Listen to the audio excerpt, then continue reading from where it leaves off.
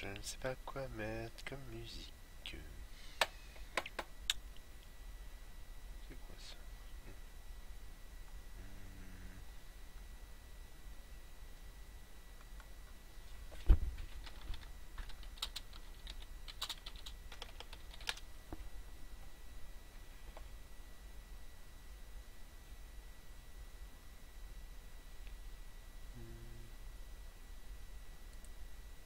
Allez, commencer par ça. Changer le dashboard. Ouais, facile.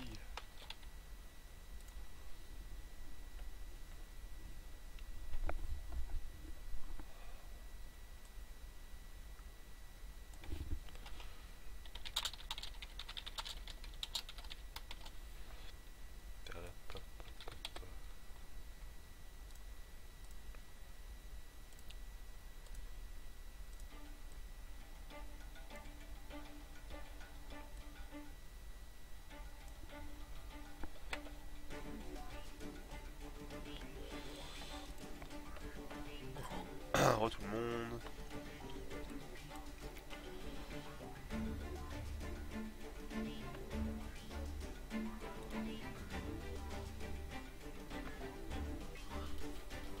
Donc on a enfin le visu sur absolument toutes les cartes de l'extension X. Donc ce que je propose avant de drafter autre chose, c'est tout simplement déjà les regarder. Juste en coup de vent, faut que j'ai AFK pour le début de ton émission. Donc je vais attendre que tout le monde arrive. Et plutôt que drafter, je pense pas que je vais drafter parce que j'avoue que je suis un peu crevé, mais genre vraiment. Plutôt demain. Demain j'essaierai de faire quelque chose sur Sarates, mais déjà au moins parler de toutes les cartes, de toutes les regarder, tout ça. Et de réfléchir un petit peu à leur place en limité, en construit des idées de ceci, de cela, bref. Discuter quoi.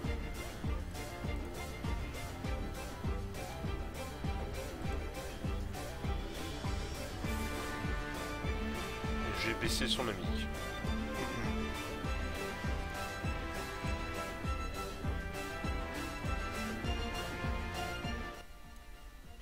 Alors déjà moi ce que je peux vous conseiller c'est si jamais vous êtes quand même dans un budget relativement limité, profitez du fait que les drafts 3-3-3 sont gratuites pour accumuler de l'expérience. Moi j'avoue que j'en ferai pas autant que ce que je voudrais, parce que si, j'avoue que j'aurais bien aimé drafter genre, je vais pas dire toute la nuit mais une bonne partie de la nuit, mais je ne peux pas vraiment, ça serait une perte de temps pour moi vu mon état. Mais faites-le, ça sera bien quoi pour vous. Mais on va juste discuter des cartes, parce que là on a vraiment accès à toutes les cartes donc c'est quand même cool. Alors j'ai fait un tour rapidement là, il y a quand même des choses super intéressantes, hein. Que ce soit pour le construit, pour le limiter. Moi qui adore deck build, je sais même pas par où commencer en fait. Oui, les drafts sont gratuits sur le serveur de TSCN, tout à fait, là, tout est gratuit là. Pendant 24 heures tout est gratuit. Et après pendant le temps du tournoi là, tout sera gratuit aussi. Donc toutes les drafts là, pendant toute la nuit jusqu'à demain 19 heures sont gratuites. En 3-3-3. Tu récupères rien du tout. Tu gagnes juste de l'expérience à les faire quoi. Alors une des plus grosses news, enfin il y a deux énormes news en fait, parce que d'avoir de nouvelles cartes c'est bien. Mais moi il y a deux choses que j'adore dans le patch là, c'est première chose le format Gauntlet. C'est quand même une super idée ça. Ça pour tous ceux qui étaient un tout petit peu limités en temps. euh, c'est vraiment bien.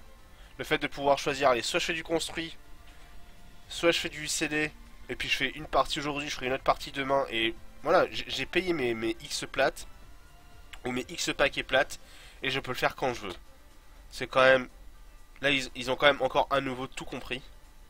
Encore une fois, je le dis, je le redis, X est un jeu de développement qui est lent, mais quand ils sortent quelque chose, c'est vraiment bien fait. Et là, c'est vraiment bien pensé, le Gauntlet. Le système de 3 lose est connu, c'est pas très dur quand même quand il réfléchit. Faire 5 queens et 3 lose en construit, je veux dire, pour... Voilà, ça se fait quoi, hein. Faire 5-3 en construit, ça se fait largement même. Donc c'est plutôt cool. C'est plutôt cool. Je trouve que ça va dans le bon chemin, on va dire. Il y a aussi, alors, la nouvelle présentation, comme elle est un peu plus belle encore, lui est un petit peu plus belle quand on arrive dessus. Il y a deux nouveaux starter decks, j'en ai pris un là, j'ai pas regardé les autres. Les nouvelles cartes que j'ai vues, il y a déjà des équipements qui sont prévus dessus. Donc voilà. Il y a des petites améliorations qui ont l'air de rien, genre les quick action, quick, dès qu'il y a quick c'est en orange. Des toutes petites choses insignifiantes mais qui, bout à bout, sont quand même assez sympas. Même les cartes, j'ai l'impression qu'elles sont un tout petit peu plus soignées en fait en général. Donc c'est bien, c'est une bonne chose. Une bonne chose. Euh, Beaucoup de bonnes cartes qui arrivent. Le méta va être complètement bouleversé, j'en suis persuadé. Là même là, j'ai joué avec le starter deck elf. C'est incroyable le nombre de mana qu'on peut générer. Hein. C'est juste... C'est voilà, le ramp, voilà. Hein. Si tu veux vraiment ramp, tu peux ramp. La question c'est vers quoi, mais c'est tout à fait possible. Oui, bah moi j'ai pris l'elfe parce que j'imagine que tout le monde aurait eu la curiosité, enfin la majorité aurait eu la curiosité d'aller regarder le deck Venen, donc moi j'ai pris l'autre. Pour voir un petit peu, c'est pas mal. Bon, on voit quand même que c'est du starter deck, puisque là j'ai des BB-80 et des Wild Child, mais j'ai pas fait les trials, donc je sais pas trop ce qu'on gagne en fait. Donc, à voir. À voir. Qu'est-ce qu'il y a d'autre Et l'autre chose, donc la deuxième chose qui est super bien, alors ça pour le coup ça va vraiment aider, c'est pouvoir défier un ami en BO3. C'est-à-dire c'est fini de passer par les Proving Ground et de misclick la personne. Non, non. Il t'ajoute un ami, tu fais le BO3, il abuse pas sur son temps de side, il est en conditions réelles quoi. Et ça c'est bien. Ça c'est bien. C'est quand même deux gros trucs. Autre feature aussi, quand le patch va sortir, on va enfin pouvoir ouvrir les coffres. Alors l'économie, je ne sais pas du tout à quoi ça va ressembler. Je n'ai aucune idée de la gueule de l'économie du jeu après ça. Ça va être n'importe quoi les prix. Attendez-vous à voir tout et n'importe quoi. Je pense qu'il y a moyen de se faire des milliers de platines comme il y a moyen de se faire arnaquer très facilement. À voir. Et puis c'est à peu près tout. Bon, il y a d'autres petites choses. J'ai traduit le patch note sur Mumcards. Je me suis fait un petit peu chier, j'ai contribué un tout petit peu. N'hésitez pas à jeter un oeil si vous êtes anglophone. Je pense avoir fait le taf plutôt bien. Oubliez pas que c'est demain, je crois. Non, c'est samedi. Samedi. Samedi, il y a un stress tournament test avec des prices plutôt bons. Sachant que ça m'étonnerait fortement qu'on aille au bout, mais j'ai été fortement surpris d'une chose, c'est que là, les serveurs test, ils ont run nickel quoi. Là, pour le moment, j'ai pas de lag, j'ai pas eu de problème, ça n'a rien à voir avec les premiers serveurs test qui étaient vraiment genre le serveur de secours quoi. Ça a l'impression d'être un peu plus, j'ai l'impression que c'est un peu plus stable. Donc peut-être que enfin ils vont réussir à aller au bout du stress test, peut-être.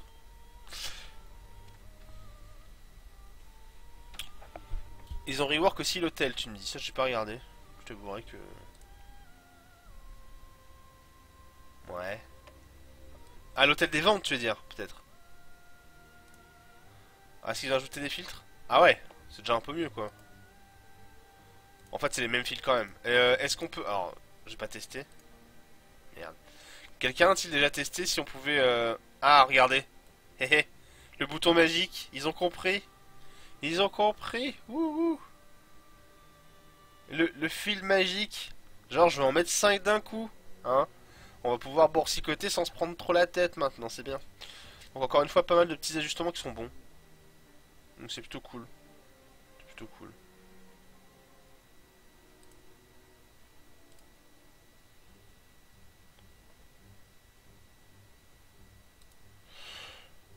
L'interface globale est un peu plus belle aussi quand même. C'est normal que ta fenêtre soit plus petite. Oui, c'est parce que c'est une fois. Ouais, enfin, c'est normal. Non. Je vais changer ça. Bouge pas. J'avais pas fait attention, on va dire. Ça devrait aller un petit peu mieux ça. Voilà. Parce que j'avais pas mis la bonne résolution.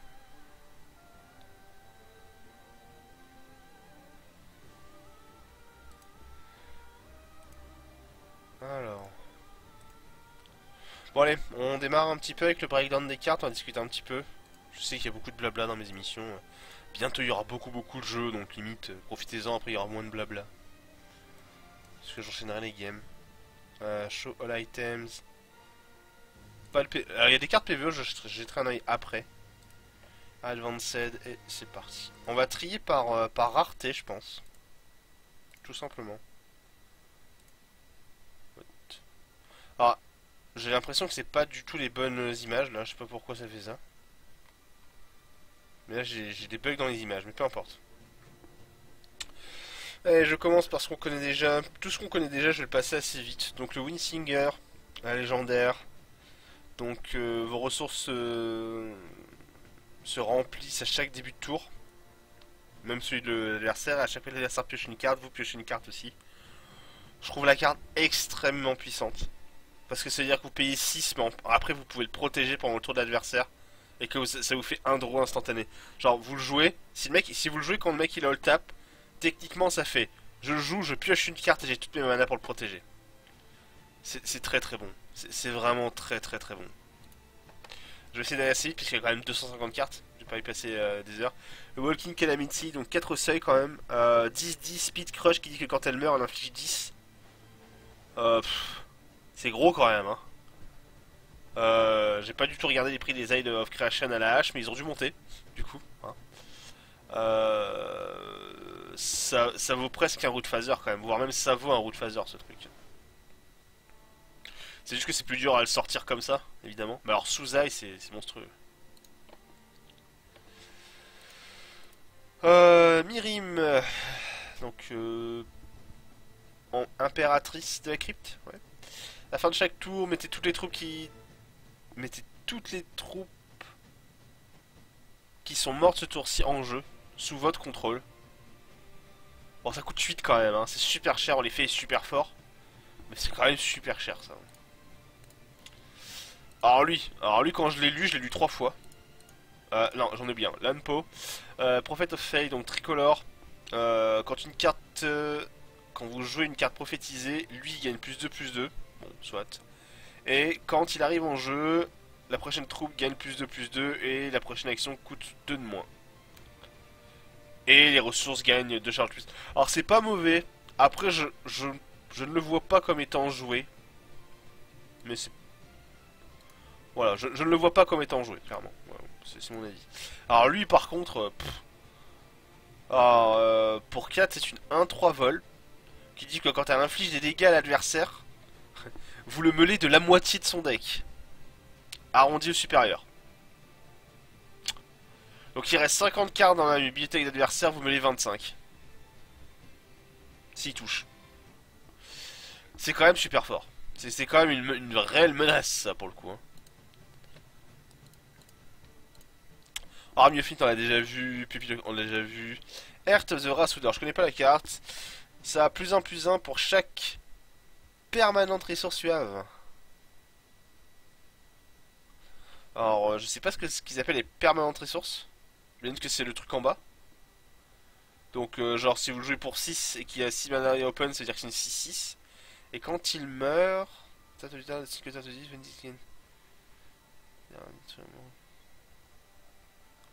D'accord. Donc en gros quand il meurt, il met autant de seeds qu'il a d'endurance. Et les seeds, elles disent que quand elles ont 3 seeds counter, donc ça prend encore 3 tours supplémentaires, elles se transforment en plantes aléatoires. Ouais. À voir. Peut-être qu'il y aura des choses à faire avec ça, j'en ai aucune idée. C'est pas une mauvaise carte, mais ça a pas l'air ouf non plus, pour le moment. Après, j'ai pas du tout regardé toutes les interactions, il y a peut-être des trucs assez bien à faire. Alors, Indigo Dreamwalker, alors ça c'est une des premières cartes qui, je pense, va prendre de la place dans le méta construit. Bon, pour 4, c'est une 3-4 vol, donc classique, vampire, tout ça. Qui a comme capacité prophétie, quand ça entre en jeu, la prochaine carte de votre deck avec un coût de 1 ou plus peut être joué gratuitement, grosso modo. C'est quand même assez gros, hein. C'est-à-dire que vous piochez, je sais pas, un meurtre et il sera gratuit, quoi. La prochaine action que vous avez pioché sera gratuite, c'est... Vous imaginez mettre un Mastery of Time gratuit? Ouais. Ça me paraît un peu fou. Surtout qu'on peut un petit peu plus manipuler le deck désormais, hein. Donc, à voir. J'aime beaucoup la carte. Il y a très très moyen qu'elle remplace le vampire dans certains decks, bleu-noir notamment. L'augure de Sirion qui dit qu'on peut voir la top card de son deck et on peut jouer la top card de son deck. Carte à potentiel, carte à combo, carte autour duquel on fait des decks, clairement. À voir, à voir. Le Sun Soul Phoenix, alors lui il est quand même très très bon. Pour 6, c'est une 4 de vol, speed. Et qui dit qu'il coûte 2 de moins pour chaque action que tu as joué ce tour-ci. Et il a comme basic action que s'il est dans votre cimetière, vous pouvez bannir 6 actions de votre cimetière et vous le rejouez gratuitement. Franchement, ça m'a l'air super fort ça. Ça m'a l'air très très très très bon. Le Cerberus. Donc pour 5 c'est une 1-4 rage 1 crush qui inflige triple dégâts. Bah, il est clair que si ça reste sur la table c'est un problème. Après il faut réussir à la protéger ou à l'exploiter. A voir. Oli Ascension, début de votre tour, si votre vie est au moins 2 fois, donc si votre vie est de 40. Tu la void et tu gagnes un paragon de je sais pas quoi. C'est un jeu combo. A voir si ça va être joué, ça sera peut-être joué dans les jeux gain de points de vie, on verra. On verra. Le Golden Avenger, donc lui il est bon. Il dit que quand il meurt, il se transforme en masque et le masque transforme une créature en Golden Avenger. Donc une vraie bonne carte récursive. A noter qu'elle est unique quand même. Hein. Elle a quand même ce défaut là, c'est qu'elle est unique. Elle a un équipement qui...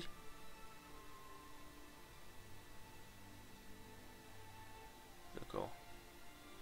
C'est un peu bidon ça. A chaque fois qu'une carte nommée Golden Avenger touche, vous créez un masque et vous le mettez dans votre main. Bah oui, mais le truc c'est que le masque crée un Golden Avenger qui lui est unique.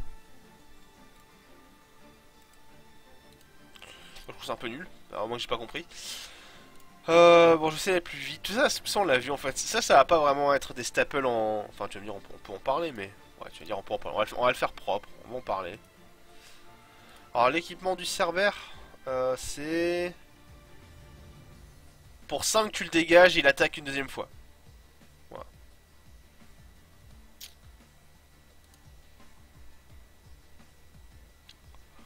Alors, Fenteo, il met des œufs dans le deck. Il met des œufs de Terrorantula quand même. Au début j'étais sceptique, mais en fait vu la qualité des vénènes à côté, il se peut que cette carte soit le point de départ des jeux vénènes. Parce qu'au début on se dit ouais les œufs c'est rigolo. Quand on voit le nombre de bonnes cartes liées aux vénènes, on peut commencer à se poser la question est-ce que lui serait pas viable et dangereux en fait. Hein. Donc lui c'est le Trollolo Shinare, enfin Shroomkin qui sacrifie des Shinare pour avoir une 6-6 gratuite. 6-6 rage X d'ailleurs, au passage. Donc c'est une 6-6 rage 3 en théorie. Minimum. Au minimum c'est une 6-6 rage 3. Gratuitement. C'est pas mal quand même. Alors Laser Drake Nomad. Alors déjà lui je pense que c'est l'artwork que je préfère de tous. Je pense que c'est un artwork si j'ai la carte que je mettrai en extended. Juste pour l'avoir au complet quoi. Vraiment magnifique. Alors quand il attaque, alors le truc déjà à voir c'est qu'il coûte 7 donc c'est cher et il ne déclenche son effet que lorsqu'il attaque donc. Voilà. Quand il attaque on vole une carte du dessus de son deck et on crée une copie. Alors attendez. Quand il attaque, on void la carte du dessus du deck et on crée une copie de toutes les cartes qui ont été void comme ça et on les met dans la main. Voilà. C'est-à-dire qu'en gros la première fois, ce que je comprends, la première fois vous voidez une carte, ok. Cette carte, elle est mise dans votre main et elle peut être jouée gratuitement. Ok. La deuxième fois que vous attaquez, vous voidez une deuxième carte, mais le truc s'active. Ça veut dire que la première carte que vous avez void, une autre copie encore arrive dans votre main. Donc ça peut snowball de façon assez vertigineuse comme le Drake. Hein. La première fois que vous attaquez, vous avez une carte free. La deuxième fois que vous attaquez, vous avez deux cartes free, etc., etc. Alors non, les œufs ne bloquent pas la pioche. Les œufs font un effet, puis après vous piochez la carte normalement. Ça reste fort. Donc l'éternel sage, donc lui on le verra en limité, pense. Je suis pas sûr qu'on le voit en construit. Alors c'est marrant parce qu'on voit pas beaucoup. Il y a tellement de. Il y a tellement de capacités qu'en fait c'est compliqué à lire. Lol. En fait c'est parce qu'il y a deux fois. Il y a marqué 2 fois les capacités. Donc en gros à chaque fois que vous allez avoir un threshold différent, ça fera un effet différent. Je pense qu'en limité c'est une réelle bombe, comme la plupart des légendaires, vous allez me dire. En construit faut voir. Peut-être. Peut-être qu'il y a des choses à faire avec, peut-être. Alors le Fox Scout pour 2 c'est une 3-2 quick. Pour 2 c'est une 3-2 quick, elle est bleu-verte. Quand elle est sur le dessus de votre bibliothèque, on la révèle. Et quand elle est sur le dessus de la bibliothèque, on peut la jouer comme si elle était dans la main. Donc en gros, à partir du moment où est-ce qu'elle est au-dessus de votre bibliothèque, vous gagnez une carte dans votre main pendant un tour. Voilà.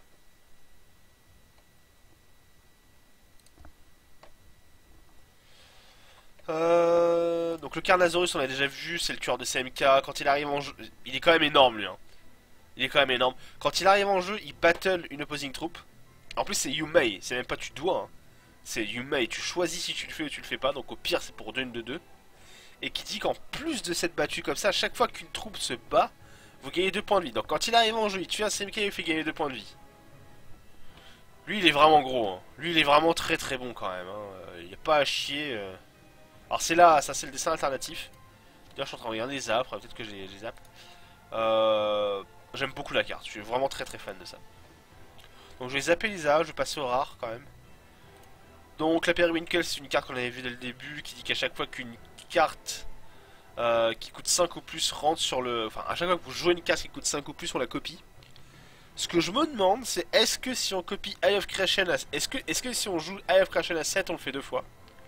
Si la réponse est oui, ça va être problématique de gérer Eye of Creation. Ça va être problématique. Hein, parce que là, c'est pas dit, c'est if you play a card. Donc a card, pas a troop card. A card, c'est la copie. Ah, il est où? Ah, c'est là. Oh là, elle est magnifique de Periwinkle, tiens. En tout cas, elle est bien plus belle que la normale. Je préfère en tout cas. Ouais.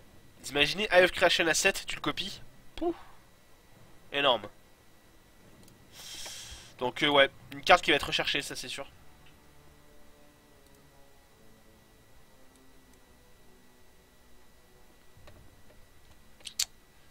Alors, Unmaster, alors ça c'est une bombe de limité. Alors, en construit, je la vois pas trop aller loin. Alors par contre, en limité, v'là le machin. Hein. Donc à la fin de votre tour, si c'est dégagé, vous créez un... Si c'est dégagé, vous créez un attack dog, et si c'est engagé, vous créez un guard dog. Donc l'attack dog c'est une 1-1 qui gagne plus 2 quand elle attaque, et le guard dog est une 1-1 qui gagne plus 2 quand elle défend. Donc la carte est plutôt fun, elle est assez RP. Je pense qu'en limité c'est une bombe. Je pense qu'en limité c'est vraiment une grosse bombe ça. Alors, le Grim... Donc Grim Assimilation, j'aime pas du tout la carte. On regarde la main du champion adverse, on prend une carte, une troupe en plus, et on la met dans ma main. Alors c'est bien, en miroir. Je trouve ça mauvais en fait. Enfin franchement je trouve ça mauvais comme carte. Fox Clout on l'a vu. Angel of Judgment, alors ça c'est une carte qui est super intéressante. Pour 6, seuil blanc, seuil noir. C'est une 3-6 vol qui dit que quand une autre carte que vous contrôlez entre dans un cimetière depuis le jeu, chaque champion adverse sacrifie une carte. Il y a quand même beaucoup de choses à faire. Hein. Je prends un exemple le plus simple à comprendre. Vous jouez blanc-noir, vous jouez Punoshi au hasard. Vous sacrifiez quelque chose pour mettre plus de ça. Et quand vous sacrifiez la bête, vous faites sacrifier une carte à l'adversaire. Donc une créature, un soul marble, whatever. Hein. Très bonne carte. Moi je pense que c'est une bonne carte ça. Alors est-ce que ça va être joué? J'en sais rien. En tout cas ça a un énorme potentiel quand même. C'est sûr que ça a du potentiel. Le problème c'est son prix, 6. Est-ce que pour 6 on préfère pas avoir un Zakir? Est-ce que pour 7 on préfère pas avoir Luna? J'en sais rien. Mais moi j'aime bien la carte en tout cas. Alors je sais pas ce qui fait l'équipement, on va dire. C'est pas... L'équipement c'est PVE. Hein. J'aurai tout le temps de le lire. Alors on continue. Titania's Majesty, donc c'est une basic action qu'on peut gemmer. On révèle les 5 premières cartes du deck. Voilà. Révélez les 5 premières cartes de votre deck. Créez une copie de chaque troupe. What? Révélez les 5 cartes dessus de la bibliothèque. Créez une copie d'une troupe révélée. créer une copie d'une troupe révélée avec la gemme associée à titanium. En gros, pour 5, vous révélez les 5 cartes dessus de votre deck, vous prenez une créature, elle arrive en jeu, enfin non, vous la copiez, elle arrive en jeu avec le pouvoir de la gemme que vous avez mis dans Titania's Majesty. Ça me paraît pas mal en fait. Ça me paraît même assez fort ce truc. Pour 5. Bah, c'est énorme en fait. Pour 5, c'est un Eye of Creation à... Pas Eye of Creation exactement, mais... Ah si, c'est fort, hein. Vous révélez les 5 premières... Vous imaginez? Vous mettez la gemme de dégâts là? Si j'ai bien compris, vous mettez 4 fois le truc 10 Speed Crush là. Dans votre deck, vous jouez Titania's Majesty avec la gemme de damage. Il arrive en jeu, vous mettez 10 et il attaque pour 10. Ça me paraît très gros ça. Ça me paraît très gros ça. Hmm. Peut-être qu'on n'aura pas besoin de Eye of Creation en fait. Peut-être. Ça me paraît... Elle a été changée, elle était pas comme ça la carte. Et c'est vrai que ça va se copier avec Periwinkle. C'est-à-dire que si Periwinkle est sur la table, vous jouez 2 Titania's Majesty, vous tuez la game quoi. Hmm. Ça peut être très violent cette histoire. Hein.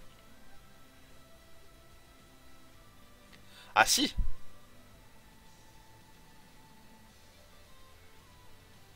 Ah, la copie de Periwinkle. Ah, moi je pense que si.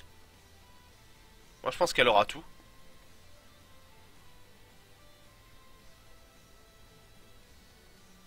Oh, c'est gros, hein. Franchement c'est gros. Franchement c'est très gros. Le vert rouge là, pouf. Alors, Scorn of Oberon. Pour 3 quick action. On détruit un artefact, une constante et on réverte une troupe. Pas mal ça, hein. Très bonne carte. Très bonne carte de side. Excellentissime carte de side même. Ouais. Pas mal du tout. Pas mal du tout.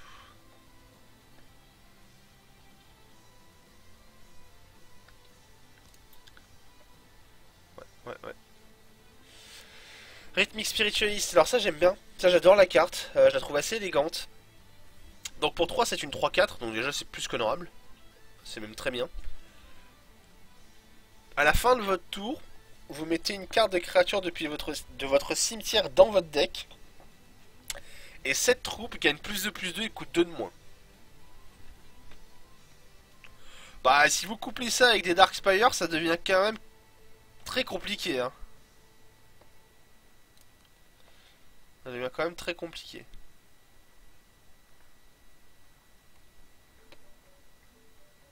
Ok, alors Nature's Resolve. Je ne connais pas la carte. Pour 2. La troupe que vous contrôlez. Alors target. Ciblez une troupe que vous contrôlez. Toutes les troupes qui partagent un trait, donc un racial, avec elle dans toutes les zones gagnent. Ceci ne peut pas être interrompu. Wow. Alors c'est un peu dur à mettre en place, mais en gros si jamais il y a un jeu combo elf qui part, avant de placer la combo, vous jouez le Nature's Resolve et ça vous empêche d'être contré. Donc c'est clairement quelque chose qui est fait pour sécuriser les combos, pour sécuriser les menaces. C'est intéressant. C'est intéressant.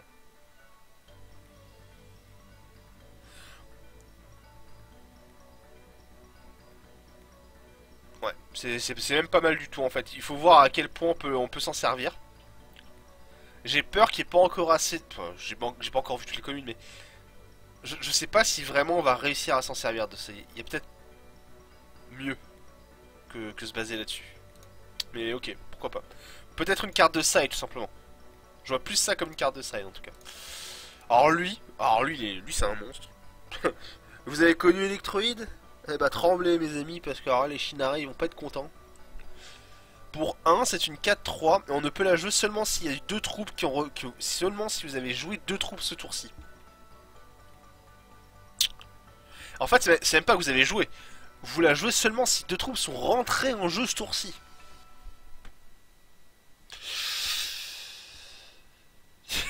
Alors, le fait est que c'est jamais un tour 1. Ça sera un tour 2, ça peut être un tour 2, mais ce sera jamais un tour 1. Donc c'est bien. Mais c'est fort quand même. Hein. Ça va rusher sec avec les Shinarets. Hein. Ça va rusher sec. Bon, il a un défaut, heureusement. Alors, l'Exoshaper, pour 4, c'est un menti, je connais pas la carte. Ça a plus X, où X c'est le plus gros coup à travers les troupes que vous contrôlez. Donc au minimum, c'est une 4-4 pour 4. Au minimum.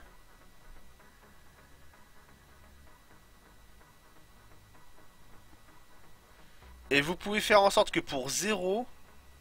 Ah mais ça évolue par contre. Ah oui. Alors ça a plus X où X est le plus gros coup parmi les troupes que vous contrôlez, mais en fait le X il évolue. C'est-à-dire que si jamais vous mettez une troupe qui coûte 5 derrière, ça devient une 5-5 quand même le machin. Ah, c'est pas pareil quand même. Hein. C'est pas pareil. Les enfouissements comptent. Non. Non, les enfouissements sont pas arrivés en jeu, ça va pas compter.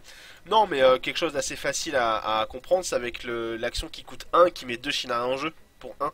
C'est pour 1, tu mets 2 Battle Hopper en jeu, 2-0-1. Tu joues ça au premier tour, tour 2 tu mets... tu joues, c'est pas au premier tour. Premier tour tu joues ton Shinaré de base, genre le ritualiste. Et tour 2 tu mets donc ça, tu mets une bête plus lui. Et au tour 3 tu peux attaquer avec une 4-3 quoi. Je pense que lui il attaquera comme une 4-3 au tour 3 régulièrement. Je pense que la carte reste moins forte qu'Electroïde. Au passage. Mais quand même quoi, 4-3. Hein. C'est pas rien 4. Dynamite. Donc Dynamite pour 7. Alors c'est une basic action, attention, pour 7, ça donne plus 5 crush. Et quand la troupe meurt, elle crée un Smashodon. Smashodon c'est une 6-6 piète, 5-5 piète. Donc en gros vous donnez plus 5 crush permanent à une créature. Et quand la créature meurt, vous gagnez une 5-5 piète. C'est quand même pas trop mal. Hein. Imaginez, vous mettez ça sur un Moss, c'est quand même le jackpot. Hein. Alors ça coûte 7, hein. Alors si vous arrivez à placer Dynamite sur Moss, c'est complètement fumé parce que le Moss va mourir. D'accord, le Moss il va crever. C'est bien, bravo. Sauf que le plus 5 crush il va rester. En théorie. Bah ouais. Si ça a marché. Le plus 5 crush va rester sur la transformation du Moss quand il va mourir une première fois. Et l'effet du Dynamite va rester aussi, donc en fait ça va mourir. Mais vous avez des Smashodons en boucle, quoi, par exemple. Ça paraît fumé, hein. Bon, après ça coûte 7, hein, donc c'est pas non plus le truc, voilà. Mais ça placé sur un Moss, je pense que c'est game over. Hein. Je pense que vous pouvez pas vous en débarrasser du Moss. Hein.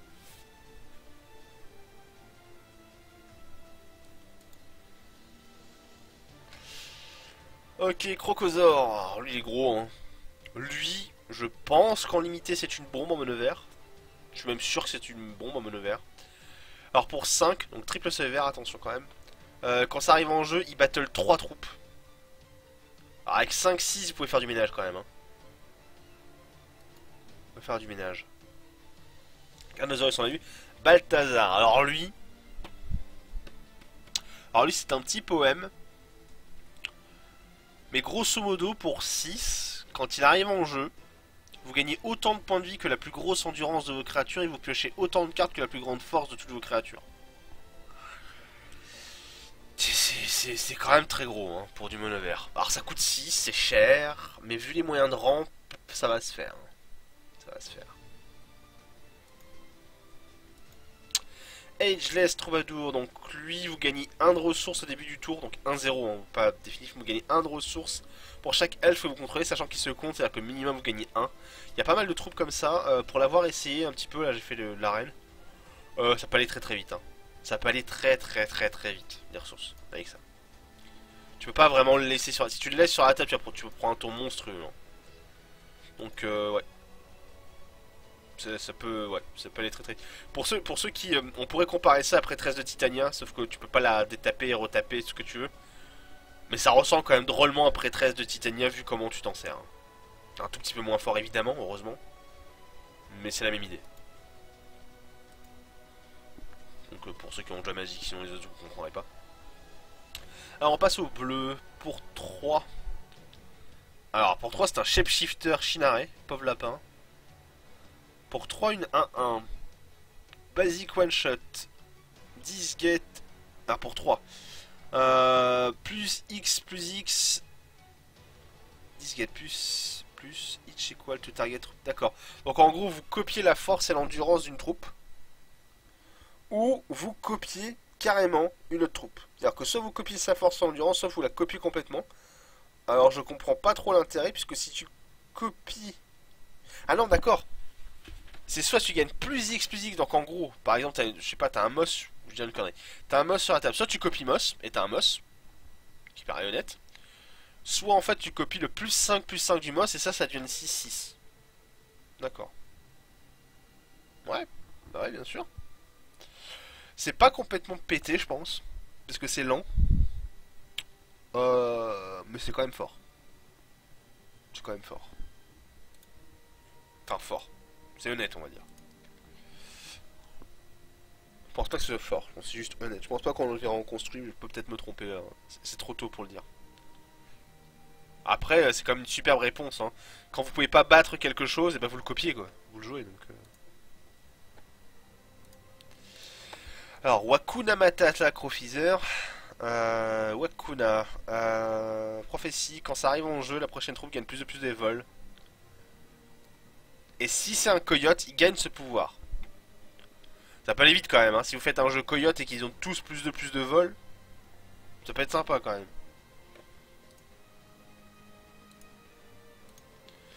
Thunderfield Elder. Donc pareil, prophétie, coyote, tout ça. Quand ça arrive en jeu, la prochaine action de votre deck gagne qu'elle est copiée en fait. Genre si jamais vous jouez une action qui pioche 2 cartes, vous allez en piocher 4, enfin vous allez piocher 2 x 2. Si jamais c'est un contre-sort, bah vous allez contrecarrer 2 fois. Si jamais c'est un dégât direct, genre Rage Fire, vous allez le lancer 2 fois. C'est pas mal quand même comme carte. Après je ne sais pas si vraiment ça va trouver sa place. Parce que pour 3-1, 3-2, généralement tour 3 tu préféreras quasiment tout le temps jouer un boucanier quand même. Hein, que ça. Mais pourquoi pas. Plus un problème de place que d'autres choses. Je pense tout simplement que l'efficacité brute du boucanier dépassera ça dans la carte.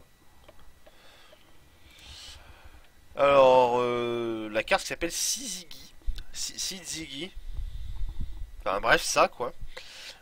Pour 1, donc c'est une constante. Quand vous jouez une action, toutes les cartes avec le même nom gagnent, enfin ont un coup de -1.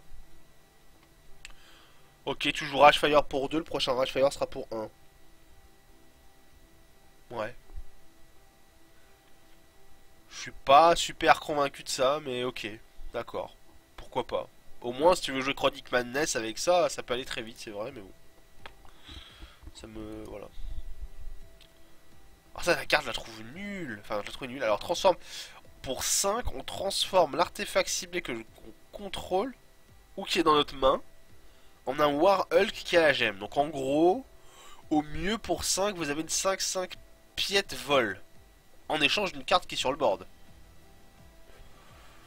Alors si c'était une quick action, ok, pourquoi pas. Mais alors en basic action, je suis super perplexe. Hein. Quand tu compares ça à Titania's Majesty, tu te dis qu'ils ont vraiment voulu booster le vert et pas aider le bleu, hein, parce que ça paraît pas évident. Alors reprocesseur, donc lui il est très bon. Hein. Donc pour 2 c'est une 1-2. Pour 2 c'est une 1-2 qui fait effet Constructed Foreman mais à chaque tour. Et avec n'importe quoi. C'est-à-dire que lui il transforme n'importe quoi, que ce soit troupe ou nain, en Warbot. Il se pose pas de questions. Si t'es dans sa fonderie, il te fait fondre avec. T'as une 3-3. Bah du coup les jeux mono bleu artefact aggro ça peut exister avec ça. Hein. Ça peut exister. Parce que avant ça manquait un petit peu d'explosivité parce qu'il n'y avait pas le Foreman. Là maintenant ça l'a. Vous pouvez transformer vos Gearsmith en 3-3. Vous pouvez transformer vos Chargebots en 3-3. Ça me paraît pas mauvais quand même. Hein. Réplica Reinforcement. Alors pour 5... Wow, alors ça a l'air super fort. On crée une réplique... Alors, vous créez une réplique... Ah, c'est dans la main. Ah, j'ai peur. Bon, ça va. J'ai rien dit, c'est pas super fort. Pour 5, vous créez une réplique d'une troupe ciblée, ainsi que de toutes les troupes qui partagent un trait avec la première. C'est-à-dire qu'en gros, pour 5, vous copiez Roshi, il va dans votre main, et vous copiez aussi tous les Shinari qui sont sur la table et ils vont dans votre main. Le problème c'est que c'est une basic action, que ça coûte 5 et que c'est bleu. Bug, Titania's Majesty cannot be played. D'accord. Ça c'est fait. Alors Mahomet, j'en avais vu. Le Harbinger of Astur. Quel nom de merde. Quand cette créature attaque, vous pouvez exo jusqu'à 5 troupes. Donc en gros quand il attaque, il passe quoi, point. Et vous avez 20% de chance à chaque début de tour de l'adversaire. Je sais pas ce que c'est ça. Ah d'accord, donc en fait c'est 20%, c'est parce que c'est dans le truc. Donc si ça c'est dans les 5 premières cartes de votre bibliothèque, au début du tour de l'adversaire vous pouvez engager une troupe. D'accord. Ouais. En limité probablement. En limité lui c'est un monstre. Hein. Clairement. En construit j'y crois beaucoup moins. Genre j'y crois pas en fait. Syrian High Counselor, donc tu sais celui qui va chercher d'autres humains. Donc bah ouais. Hein. Pourquoi pas. Pourquoi pas. Ça m'a l'air bien. Ça m'a l'air bien. Ça m'a l'air très bien. Chercher Ancestor Chosen, puis chercher CMK, puis chercher Lord Alexandre, puis blablabla. Ça fait du CA. Ça vous fait. En gros, pour 1, vous avez un truc qui dit au prochain tour je pioche une carte. Hein. Ah non! Ah non, non, non! Ah non, c'est moins fort! Ah non, c'est depuis votre main! Ah ouais! Donc non, c'est plus une Aethervial en fait. Ça me fait penser à Aethervial dans Magic. Oui, non, ça n'a rien à voir, mais je dis de la merde. Là, c'est moins fort qu'à Aethervial parce que vous êtes obligé de passer. Est-ce que. Est-ce qu'on peut l'engager sans avoir de cible? Genre, est-ce que si dans ma main j'ai aucun autre humain qui coûte 1, je peux quand même l'engager pour augmenter son coût de 1? Je pense que oui. Si c'est le cas, c'est pas mal, ça me fait penser à Aethervial, ouais. En moins fort. Ah ouais, du coup, ça sera pas joué. Je ne pense pas que cette carte sera jouée.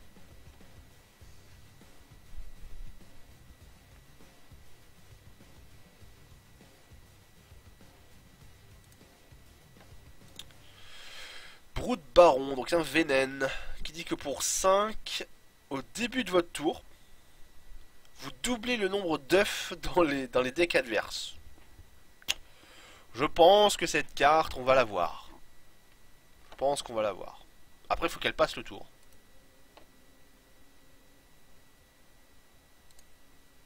Mais ouais. Zakir's World. Alors, Quick Action. Alors, just une Quick Action, c'est bien. La troupe ciblée se transforme en random troupe. Mais... ça avait l'air bien, ça ressemblait à quelque chose de bien. Et en fait, non. Il faut que tu aies déjà une troupe sur la table et que tu la transformes dans un truc qui est random. Non. Non, pas pour moi. Yancy, Tinkerer of Terror. Alors, si Yancy, Tinkerer of Terror a infligé des dégâts à un champion ce tour-ci pour 4, on crée un Murder Tron et on le met en jeu. Je clique. Putain. D'accord, alors si lui il touche, vous pouvez payer 4. Et si vous faites ça, vous avez une 4-4 Crush Swift Strike Crash 2 qui arrive sur la table. Ça met une certaine pression cette carte quand même. Hein. Lui, t'as quand même pas du tout envie qu'il te touche. Hein. Ouais. Lui, il m'a l'air plutôt bon, hein, le monsieur là.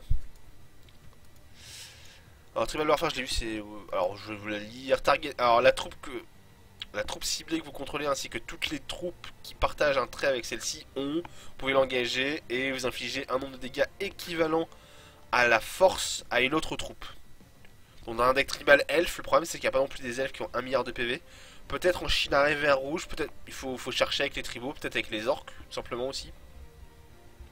Ça coûte cher quand même, ça coûte cher. Soul of Battle, alors ça par contre c'est une carte qui m'avait impressionné, et qui m'impressionne toujours. Donc la troupe ciblée que vous contrôlez gagne Crush. et elle inflige double dégâts. Et à la fin du tour, en contrepartie, vous la sacrifiez. Alors, admettons que vous mettez ça sur le pouvoir de Poké, il se passe quoi? Exactement. Ça vous défonce.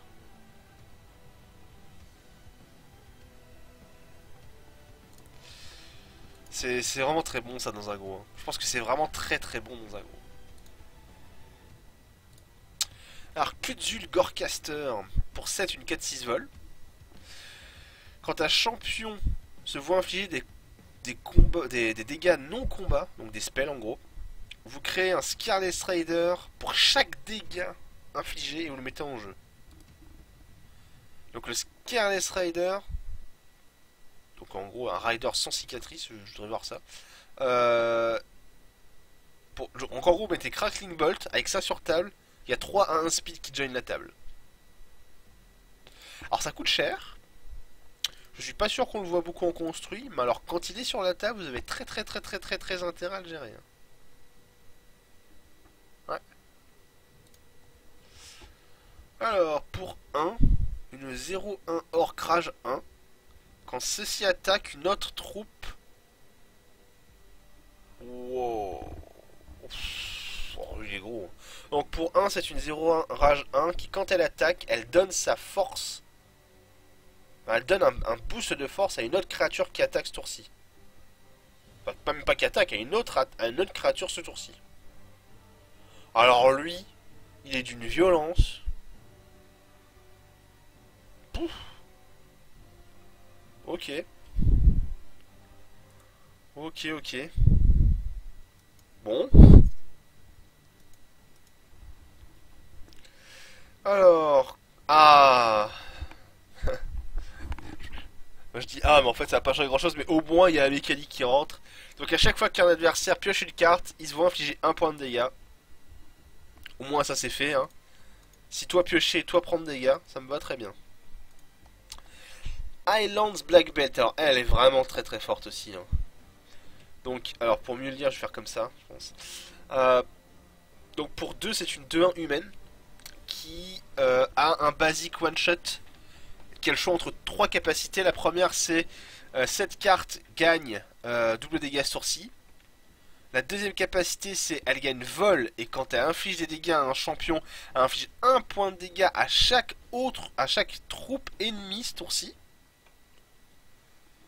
C'est clairement la capacité qui bon voilà hein. Et l'autre basic one shot c'est elle inflige des dégâts égaux à sa force à une troupe adverse. C'est très fort ça hein. C'est vraiment une très bonne carte. Quand elle gagne le vol et qu'elle inflige 1 à toutes les troupes, je peux vous dire qu'un jeu comme Arthos il doit pas être content hein. Mais alors pas du tout. En fait c'est même assez game breaker contre Arthos j'ai envie de dire.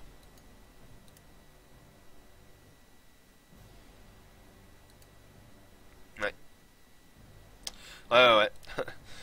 Alors Duplicitous Duke, donc c'est un nécrotique c'est important. C'est double rouge ça m'inquiète un peu mais c'est quand même un nécrotique. Donc shift 1, donc shift je rappelle c'est vous payez 1 et vous déplacez la capacité d'une créature à une autre. Au début de votre phase de combat, cette créature doit attaquer, d'accord. Créer une copie. Wow. Créer une copie de celle-ci. Elle arrive en jeu. Elle a speed. Et à la fin du combat, tu la void. D'accord. Donc en gros, l'idée du Duplicitous Duke, c'est de mettre un truc genre sur, je sais pas moi, sur un Moss, par exemple. Encore une fois, on prend le Moss. Et dire, ok, maintenant, je fais une copie du Moss, le Moss attaque, on le void, ça marche pas. Pas avec Moss alors. En gros, vous copiez une troupe et cette troupe attaque quoi, c'est tout. Vous avez 2 troupes identiques qui vont attaquer et la deuxième elle va être void à la fin du combat. Je suis pas sûr que la carte soit super jouée parce que c'est void à la fin. Hein, c'est... Ouais. C'est void quand même à la fin, je suis pas convaincu complètement. Hein. Alors lui c'est le gros ton. Pour 5 c'est une 6-6 rage 3 unique qui dit qu'à la fin de votre tour si jamais vous avez des ressources, vous le donnez à l'adversaire. Si jamais vous n'arrivez pas à épuiser toutes vos ressources, vous perdez le contrôle de la créature et ça va à votre adversaire. Ça reste quand même fort, hein. Pour 5, une 6-6, merci.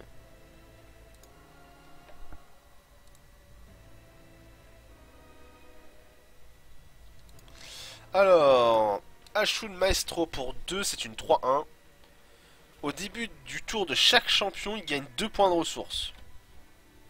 Alors en gros, il arrive en jeu, vous donnez 2 points de ressources à votre adversaire qui a tout le luxe de vous la tuer. Mais après, vous gagnez aussi 2 de ressources.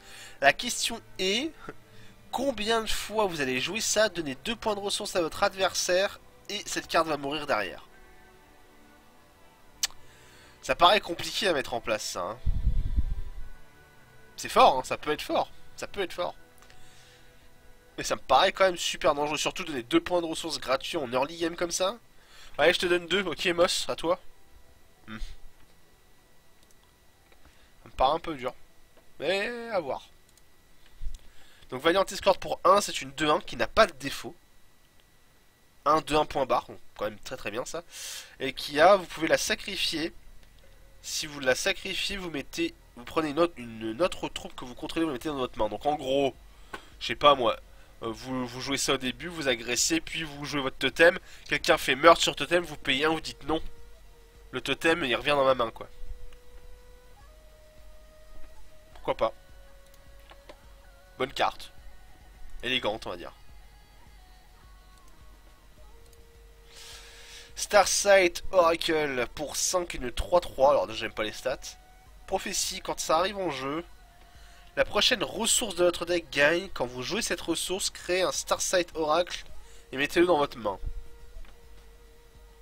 Donc alors, admettons que j'ai envie de jouer une 3-3 pour 5, qui me dit qu'en plus, le prochain shard que je vais jouer va me redonner une 3-3 pour 5. Alors, ce qui est assez cool, c'est qu'en fait, vous avez quand même, avec ça, c'est quand même pas si mal avec ça, parce qu'avec ça, vous avez tout le temps une 3-3 dans votre main. Enfin, chaque shard que vous piochez vous donne une 3-3 en late game. Donc en late game, c'est quand même pas mauvais ça. En late game, c'est pas mauvais du tout en fait.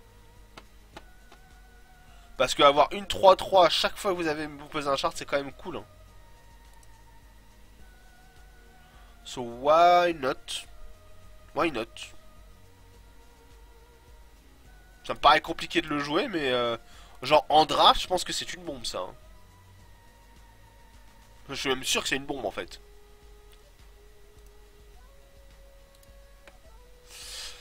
Purge pour 7. Wow. Pour 7. Target troupe you control. Ok. Donc pour 7, vous ciblez une troupe que vous contrôlez. Et vous faites un void sur toutes les troupes qui ne cherchent pas une race avec. Alors ça coûte peut-être cher. Alors en gros pour 7, ça fait Wrath of God. Et encore pire, ça void. Ça fait méga Wrath of God et vous gardez votre bête sur la table. C'est quand même pas mauvais, hein. C'est pas mauvais du... C'est cher, c'est extrêmement cher. Mais l'effet est dévastateur.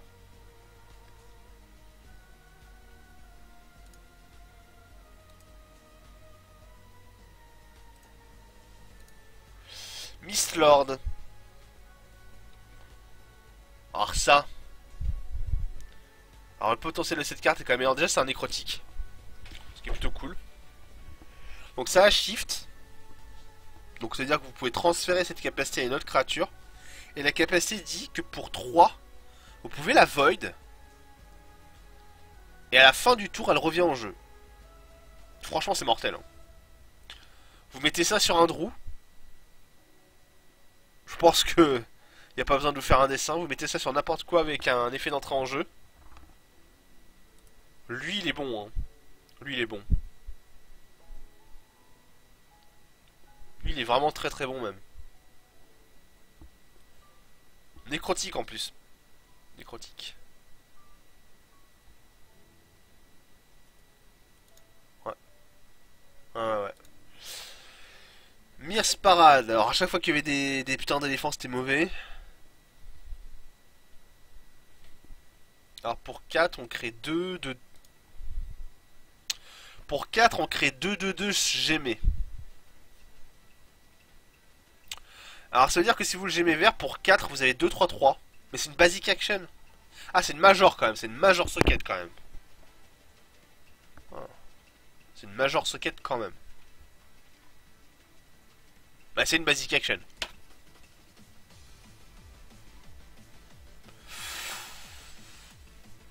Ouais. Ouais. Alors, pour 2 martyrs, transformer la troupe ciblée en monument martyr. Monument du martyr. Ah ouais.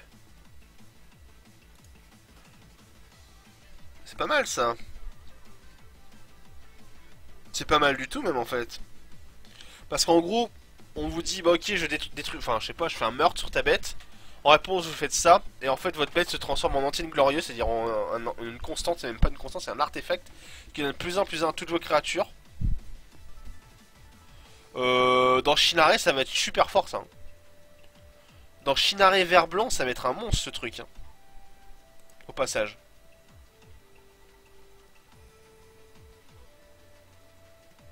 Ouais. Bonne carte ça, bonne carte. C'est efficace. Deep Gaze champion. Quand vous activez un shift, chaque troupe que vous contrôlez gagne +1/+1. Ah bah ça avec le Mistlord déjà pour 3 c'est un 3-3 nécrotique donc j'aime bien. Et avec le Mistlord ça a l'air plutôt sympa hein. Parce que Mistlord c'est un truc que t'as envie de shifter vite. Ah, c'est pas mal, c'est pas ouf mais c'est pas mal. Deathless Guardian. Pour 2 c'est une 2-2 Swift Strike. C'est quand même pas mauvais. Qui dit que les dégâts non combat opposing non combat damage ça réduit de 1. Donc en gros les burns passent à 1 point de dégâts, les crackling bolts passent à 2 points de dégâts. Ça paraît fort ça hein. Ça paraît quand même très bon ce truc hein. Dans un mono blanc aggro. On va peut-être voir arriver des mono blancs aggro hein. Clairement hein. Entre ça, le Protectorat Defender, le 3 de vol, vigilance lifelink, l'ange qui revient en permanence pour le late game, le martyr qui donne une antienne glorieuse, la 2-1 pour 1. Ouais, je pense que Winnie White, il y a peut-être moyen de voir des Winnie White, hein. Le bon vieux Winnie White. Bon, il manque le Sword to Plowshare, le retour au pays. Mais ouais. Winnie White, ouais, pourquoi pas. Blessing of Unicorns. Ok. Alors pour 4, une 5-5 invincible. Ouais. À la fin de votre tour, si vous contrôlez moins de 2 autres troupes diamants, mettez ceci dans votre main. C'est gros ça. Hein.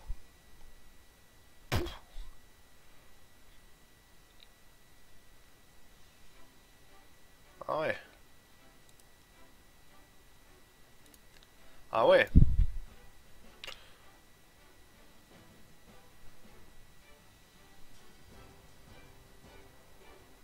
Mais alors, il y a un truc qui me choque.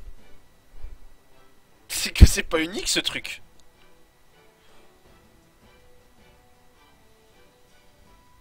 Alors bah, je me disais, tiens, Winnie White en mid-game ça va être dur. Que dalle. Mais en mid-game t'as des tons en fait. Si tu le veux vraiment. Ouais, c'est pas mal ça. Hein. Et en plus en Winnie White, il faut se rappeler qu'il y a quand même des bonnes cartes qui existent dans le set 1, notamment le truc qui coûte 1 qui rend invincible une troupe là. Hein. Ouais, va falloir surveiller ça quand même. Alors pour 4 c'est une quick troupe. Pour 4 une 1-5 quick. Wow. Alors ça. Oh mon dieu. Pour 4 c'est une 1-5 qui dit que toutes les troupes qui coûtent 3 ou moins dans toutes vos zones ont quick. Donc à partir du moment où lui il est sur la table, toutes vos troupes qui coûtent 3 ou moins sont quick. Ok. C'est plutôt rigolo ça.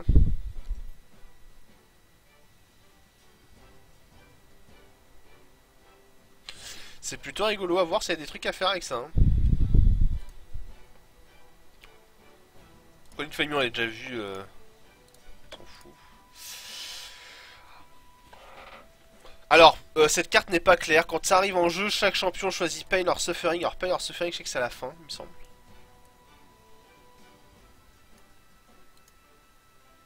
Ah, ça a été refait.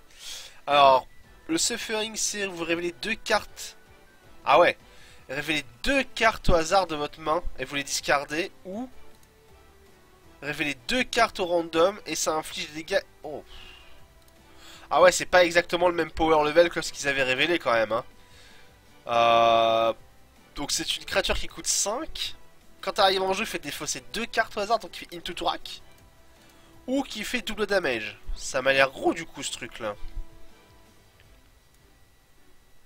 C'est plus exactement la même puissance ça. Hein.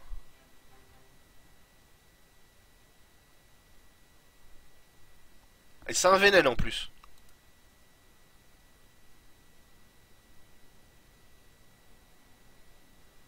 Et en plus c'est un vénène.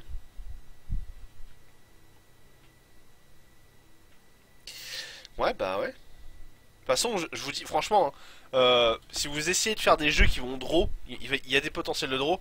Bah alors, le Blood il a tellement d'outils de discard maintenant. C'est compliqué hein.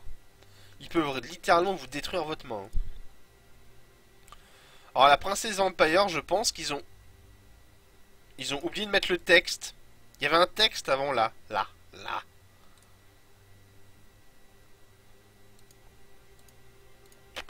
Bon, il y avait un texte. Prodige de Volosolov. Ok. Alors quand vous avez 5 couleurs, tous les nécrotiques au contraire gagnent plus de. Alors sincèrement, quand je vois le charme nécrotique, et que je vois déjà la relative stabilité du jeu de Yojimbo, je me dis qu'avec le charme nécrotique et les nécrotiques qui sont sortis, il y a quand même moyen de faire quelque chose d'assez ouf avec eux. Hein.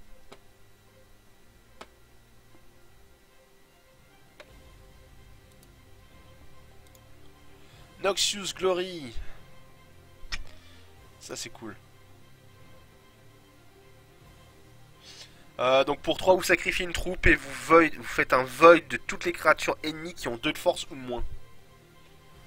C'est très très gros.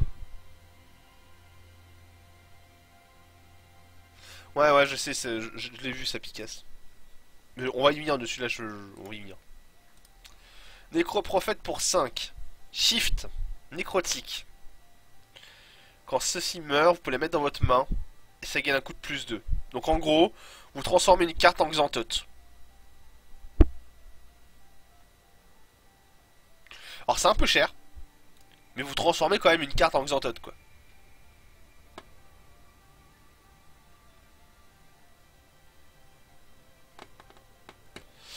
A voir. A voir, à voir. Mindrake. Alors ça c'est le truc qui vide ta main quand même. Hein. Donc vous choisissez une troupe. Et toutes les troupes qui partent... Enfin cette troupe et toutes les troupes qui partagent un trait avec elle ont vous l'engagez, l'adversaire défausse d'une carte de sa main. En gros ça vous viole votre main quoi. Si c'est placé avec 3 créatures ça fait défausser 3 cartes pour 5. Mais bon. C'est un peu cher 5.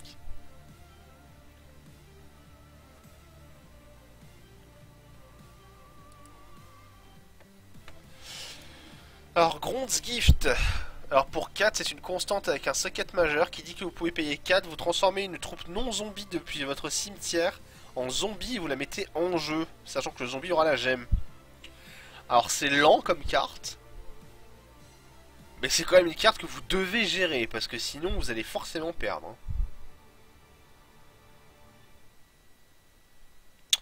Si en plus il s'amuse à mettre une gemme telle que les dégâts, bon, ça fait cher, hein. Payer 4 pour mettre 2 ça fait cher. Mais c'est pas... En limité c'est gros, je pense. Enfin gros, c'est lent peut-être. Ça reste lent, en fait le principal défaut de la carte c'est que c'est lent. Donc à voir si ça sera possible ou pas. Alors lui je pense que ça va être un staple du futur méta construit en Blood. Pour 2, une 1-3 létale, donc déjà rien que les stats sont bonnes. Et quand lui ou un autre VN arrive en jeu sur votre contrôle, vous mettez 2 œufs, vous les mettez dans le deck de l'adversaire. Et sincèrement, juste le pour 2, une 1-3 létale, ça va faire chouiner. Hein. Ça va faire chouiner. Donc, ouais. Très bonne carte. Très très bonne carte.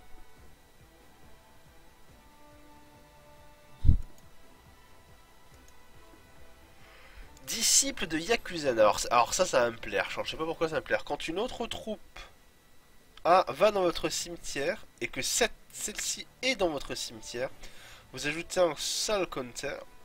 Au début de votre tour, s'il y a 3 soul counters, vous la remettez en jeu et vous removez tous les soul counters. Ok.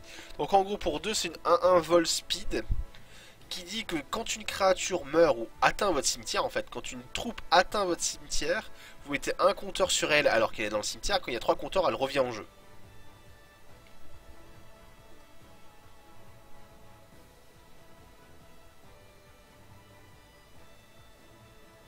Alors le truc qui est fort en fait, c'est que il n'y a pas besoin qu'elle soit dans le cimetière pour ajouter le compteur. C'est-à-dire que si jamais vous la mettez en jeu, par exemple, pour 2 c'est un vol, ok. Vous la mettez tour 3 avec, même tour 2 avec Bunoshi, enfin tour 3 avec Bunoshi, vous sacrifiez une troupe sur elle, elle gagne un soul counter sur elle. Donc c'est-à-dire que ça sera une 3-3 vol speed, qui va avoir un seul counter sur elle si elle est morte, si elle meurt très bien, et puis après s'il y a 2 autres créatures qui meurent, elle reviendra en jeu. C'est pas mal quand même, hein. C'est pas mal. C'est pas mauvais. Alors pour 5, c'est une 6-6 vol. Au début du tour adverse.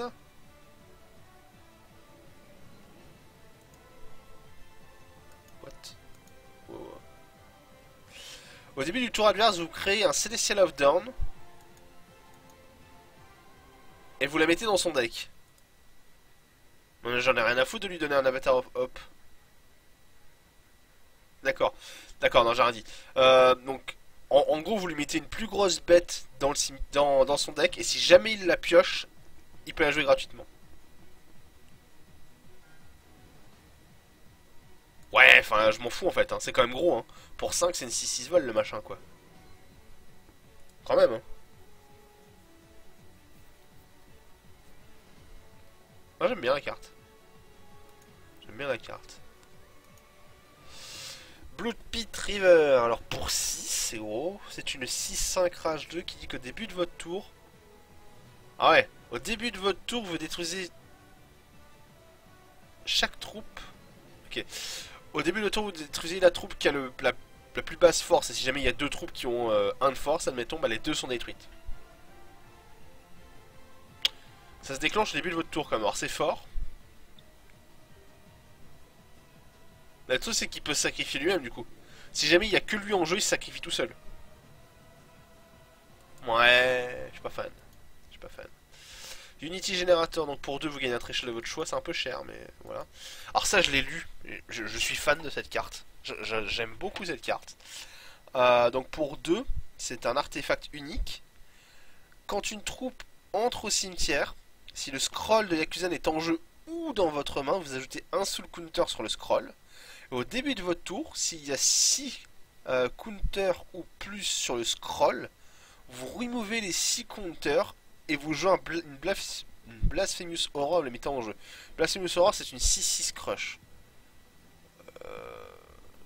C'est vraiment assez sympa quoi. Donc en gros pour 2 vous le mettez, vous savez qu'à un moment donné vous allez avoir une 6-6 crush sur la table. Pour 2. Ça fait quand même partie des cartes un peu genre vous investissez 2, vous savez que plus tard vous aurez une menace. Donc j'aime beaucoup la carte. En plus c'est Hunter's Graveyard, hein. C'est pas le vôtre, hein. C'est n'importe quel cimetière. Donc genre en mono noir contrôle. J'aime beaucoup ce truc. Bon c'est unique, heureusement. Mais ouais, j'aime beaucoup. Scrapyard Magnetron. Alors pour 5 c'est une 3-3. J'aime pas ces stats là encore une fois. Quand ça arrive en jeu, mettez tous les dynamos.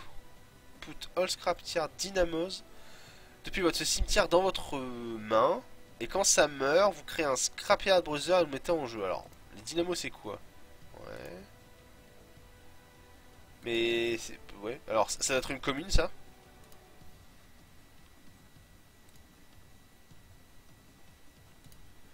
Alors j'avoue que j'ai pas compris.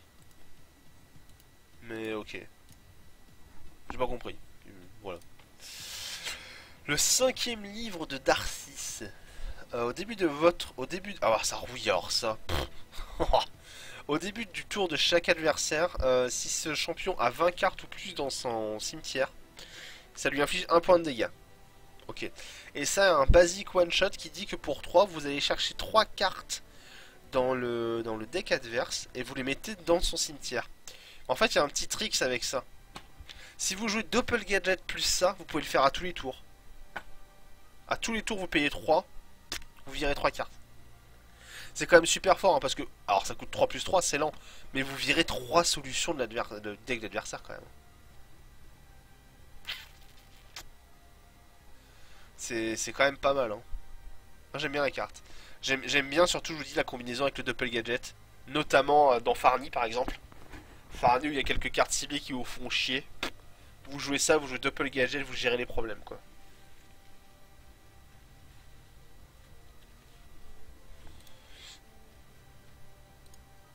Exilé de Baron, je l'ai vu, s'en fout. Charge de Colossus pour 8, c'est une 8-8 qui quand arrive en jeu vous donne 8 charges.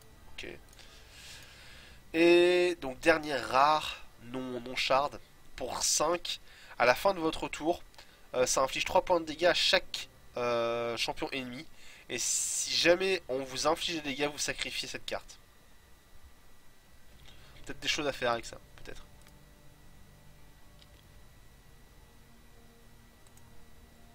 Alors les bichards, donc le bichard bleu-noir avec l'allégeance des Vénènes. Avec l'effet Spiderling Eggs. La Star Sphere, donc pour les jeux artefacts, j'imagine, et pour les jeux Farni aussi, par exemple. Qui fait un effet Scry pour ceux qui ont joué à Magic. En gros, vous le jouez, vous prenez une carte au hasard dans votre deck, et si jamais la carte vous plaît, vous pouvez la mettre au-dessus de votre bibliothèque ou pas. Voilà. C'est pas ouf, mais c'est pas mauvais comme carte. Hein. Le Scry est quand même une. C'est pas exactement le Scry, mais ça ressemble beaucoup au Scry, c'est assez fort quand même. Alors le shard qui a coûté le plus cher, je pense. Donc il n'y a pas le texte, mais moi je vous le donne le texte. C'est simple, c'est allégeance au nécrotique. Et si vous avez l'allégeance au nécrotique, vous choisissez un threshold et vous l'ajoutez. Donc c'est n'importe quel threshold. Très très très très bon. Donc le blanc bleu vert pour les coyotes. Le vert rouge ou 3 points de vie pour les elfes. Et puis voilà quoi. C'est pas mal tout ça. Hein. Il y a quand même, rien qu'en voyant les rares, tu te dis bon, il y a quand même des choses à faire avec tout ça. Hein. Donc, ouais, ça me plaît bien pour le moment. Ça me plaît bien. Bon, on va attaquer un petit peu les Unco, donc ça, on peut se parler du limité parce que ça, c'est des cartes qui vont faire bread and butter toute la journée en limité. Donc, on va se passer. Je vais essayer de vraiment m'arrêter sur les cartes que je pense être bonnes en limité. Un seul que tu n'as pas, oui. Alors, je commence par elle, donc là je pense que c'est une bombe. Pour 5, une 4-4 Speed Crush Steadfast. Bon, bah ouais, il manque plus que faire le café quoi en limité. Hein. Bon corps, Speed Crush, Steadfast, vraiment très très très très très bon. Il doit pas y avoir beaucoup de cartes que vous allez prendre devant elle, je pense. Il y en aura, hein, mais pas tant que ça, je pense pas. Le Pyre Soul Summoner. Donc ça, pour ceux qui ont joué à Magic, ça m'a fait penser au Guildmage de Magic de l'époque. Donc en gros, pour 4, vous pouvez créer soit un vol et la mettre en jeu, ou pour 4, vous pouvez créer l'élémentaire de Poka et le mettre en jeu. Tous les tours, donc, vous pouvez faire ça. Et vous pouvez le faire autant de fois que vous voulez. Donc vous le posez en fin de game quand vous avez 10 mana, que tout le monde est en mana full, vous créez 2-1 vol par tour, ou vous créez 2-3-1 célérité par tour, quoi. Voilà. C'est pas mauvais. Hatchery Cultivator, donc là je pense que lui on va le voir dans les decks Vénène.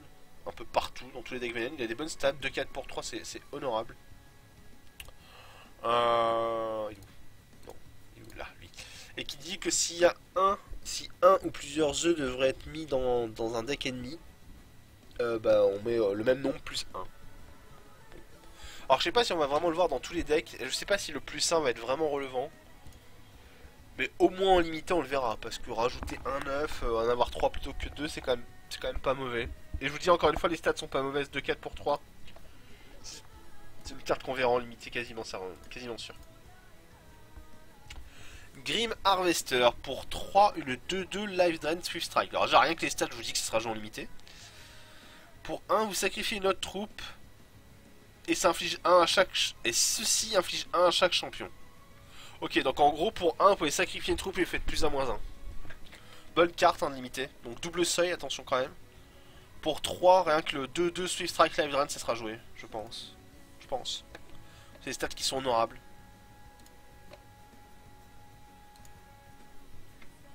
Dream Smoke Mystique pour 3, une 3-3. Donc déjà rien que les stats, ça sera joué. Vous pouvez voir le dessus de votre deck. Et pour 2, vous mettez la carte du dessus de votre deck en dessous de votre deck. C'est quand même très bon, hein. C'est quand même très très bon ça, hein. En limité c'est très bon. En construit ça peut l'être. Plus dans une optique de combo, mais en limité lui il est très très très bon, hein.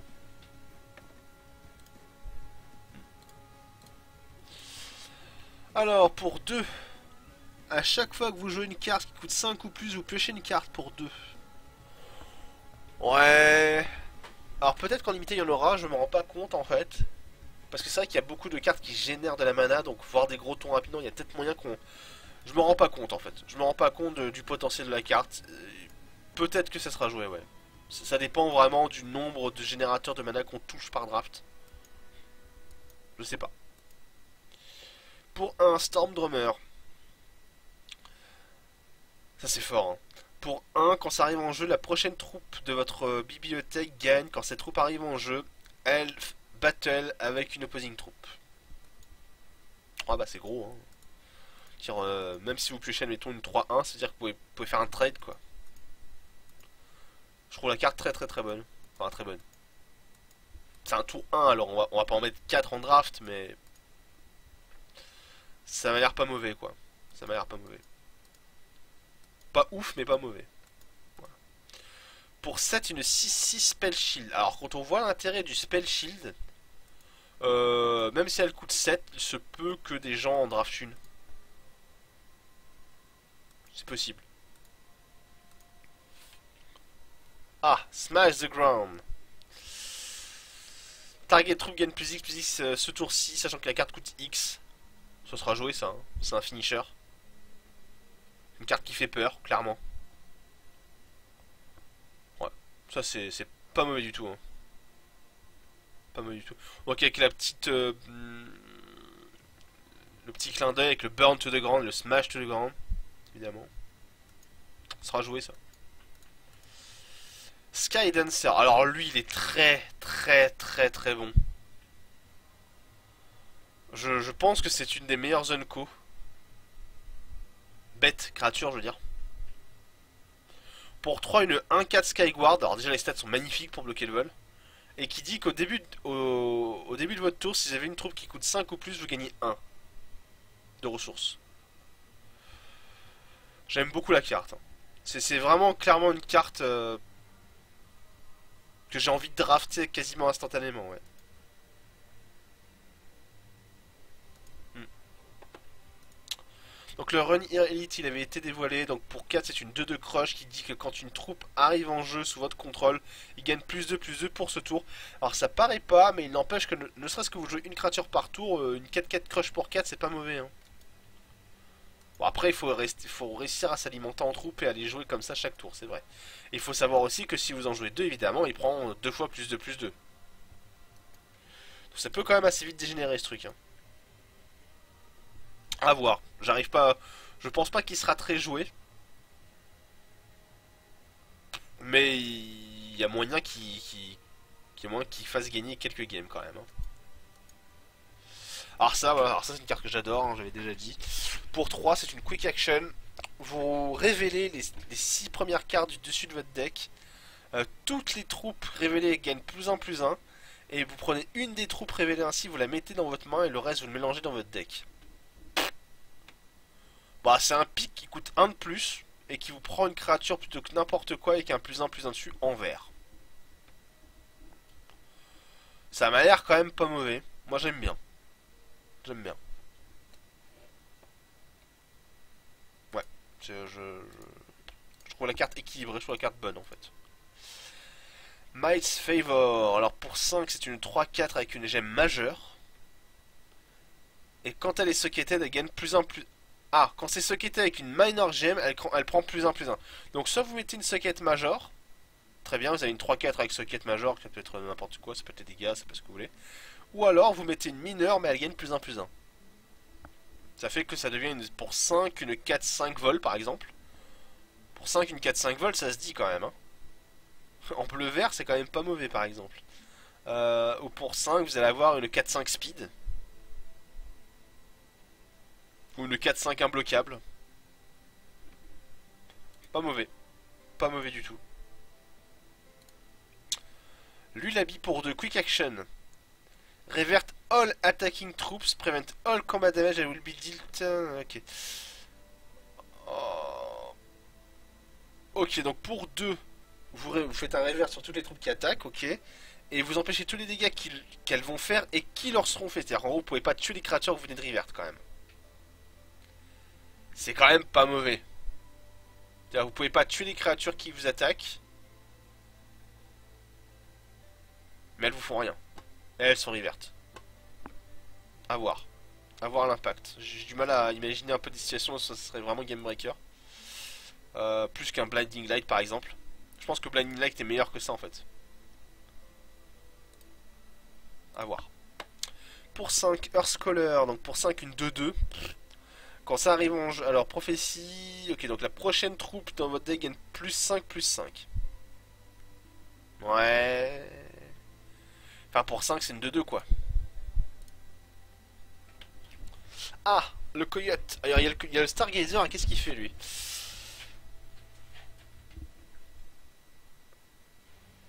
Ah, d'accord. Alors, pour. Ah, ouais, c'est pas mal ça quand même. Hein. Ouais. Alors, pour un vert, il dégage une troupe. Et pour un blanc, il engage une troupe. D'accord. Bah, ouais, pourquoi pas. Moi, j'aime bien. J'aime bien ce genre de tricapacité comme ça. En limité, c'est pas mauvais du tout quand même. Hein. Times of Ring. Times of Ring, c'était pas le Blink. Il y a un problème dans le nom. The fuck. Times of Ring, c'était le nom du Blink, non? Pour 4, c'est une 1-4 socket major qui dit que quand c'est socketté par une mineure, elle prend plus 1 plus 1. Encore une fois, on peut avoir genre une 2-5 vol par exemple. Ou alors on peut avoir une 1-4 qui fait piocher. Ouais, à voir. Donc pour 2, c'est une 2-1 quick qui dit que quand tu arrives en jeu, vous pouvez regarder la main de l'adversaire. C'est pas mauvais ça. Hein. C'est pas mauvais du tout en fait, hein, même ça. Pour 2, fin de tour, une 2-1, vous prenez l'information. C'est pas dingue, mais c'est pas mauvais. Pour 3, Strapmayer, donc ça c'est le Merfolk-Looter. Donc quand vous l'engagez, vous piochez une carte, puis vous défaussez une carte. Moi j'adore ce genre de carte. Alors c'est vrai qu'elle coûte 3, elle coûte pas 2 comme le Merfolk-Looter, que ça a quand même pas mal d'impact. C'est quand même bien meilleur quand ça coûte que 2. A voir. A voir. Mais le Blink il a disparu quoi, ils l'ont remove le Blink. Parce que là je le vois pas. Hein. Le Times of Ring c'était le nom du Blink, ça j'en suis sûr. Et je le vois pas le Blink là. Alors pour de Psychotic Torment, Custached, constante. Quand un champion ennemi se voit infliger des dégâts, vous le meulez de 1. Pour chaque dégât, d'accord. Alors quand un champion se voit infliger des dégâts, vous le meulez de 1 pour chaque dégât qu'il a reçu. Ça peut aller vite ça, hein. On va avoir des decks Cap Psychique Tourment, 4 pions. Allez go. Oculus of Azathoth pour 6, une 4-4 vol. Ah, c'est pas mal ça. Pour 6, c'est une 4-4 vol qui dit que quand elle est dégagée, elle a Spell Shield. Alors, c'est clairement pompé sur une carte qui était en standard dans Magic il y a pas longtemps. Mais c'est quand même beaucoup moins fort que la susdite carte. Hein. Ouais. Incubation Webs pour 4. Pour 4, on engage la troupe ciblée. Et elle gagne au début de votre tour.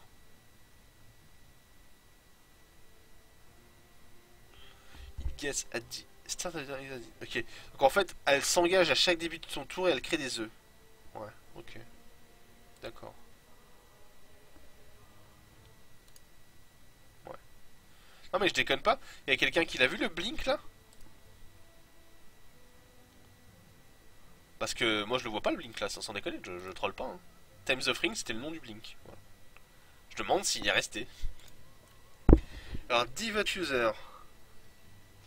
Pour 3, c'est une 3-2 shift. Au début de votre tour, au début de chaque tour ennemi, vous le dégagez.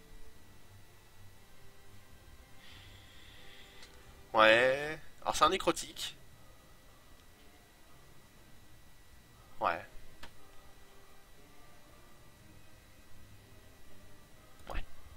Ouais. Je suis pas super convaincu non plus. Cyclone Shaman. Alors, lui, je l'aime bien. Pour 4, c'est une 2-4 vol, donc déjà, les stats sont bonnes. Quand ça arrive en jeu, la prochaine troupe de votre deck gagne. Quand ces troupes arrivent en jeu, mettez une action d'un coût égal ou inférieur à cette troupe depuis de vos cimetières en main, d'accord. Alors en gros, la prochaine troupe que vous allez jouer va prendre une action de votre cimetière qui coûte moins ou égale que la carte que vous venez de jouer et vous la mettez dans votre main, c'est pas mal quand même.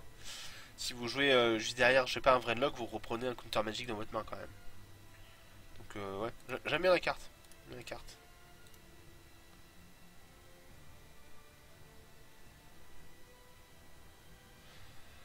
Le nom de la carte c'est King of Olkoth. Ben ouais, mais je l'ai même pas vu. C'est une commune? C'est plus une unco?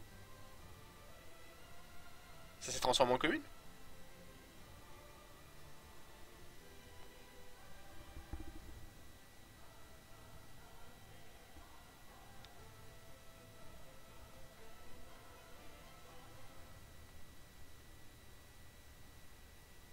Bah ouais. Je suis en train de chercher dans les communes là mais y'a rien. Ah, vous la trouvez pas? Ils l'ont virée. Je rigole mais bon.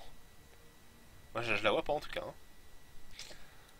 Alors, Arachnomancer pour 5, c'est une 3-3 Vénène qui dit que quand une Spider arrive en jeu, vous piochez une carte. C'est pas mal ça.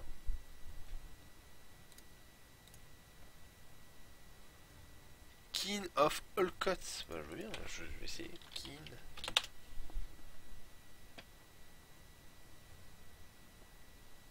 Bah, c'est-à-dire qu'en fait. Voilà, hein. Voilà.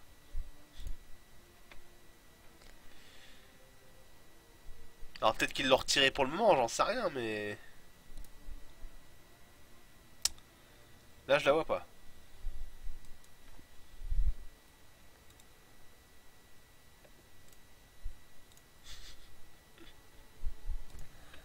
Oh là là, ça. Allez, allez, allez, One Shot Form, je veux mon Times of Ring. Ah, ça me fait rire parce que bon, moi j'aime bien la carte, hein, mais je suis pas si attaché que certains, genre, waouh, c'était trop bien. Bon, c'est une bonne carte. Bah après, il y a des bonnes cartes en bleu, ça va. Hein. C'est même pas comme si on en avait besoin, quoi. Alors, la zone qu'on a fini avec ça, Veteran Rider, donc lui il crée des 1-1. Ouais, il crée une 1-1 en one shot, c'est pas terrible.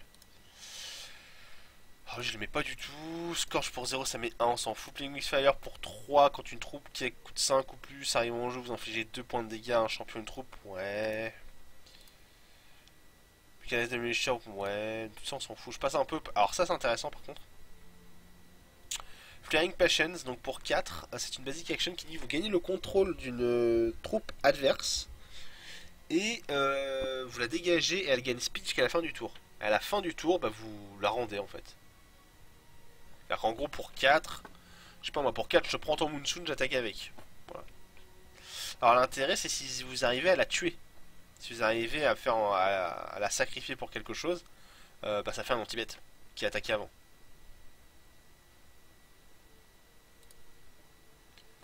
Alors ça va, franchement, moi il y a une commune bleue qui m'a vendu du rêve quand je l'ai lu tout à l'heure. Je la montrerai après. La commune bleue, je la trouve, je fais wow. Oh, wow, wow, wow, wow. Attention, qu'est-ce que c'est. Qu'est-ce que c'est que ça, quoi. Alors, Flames Fervor, on s'en fout. Enfin, on s'en fout.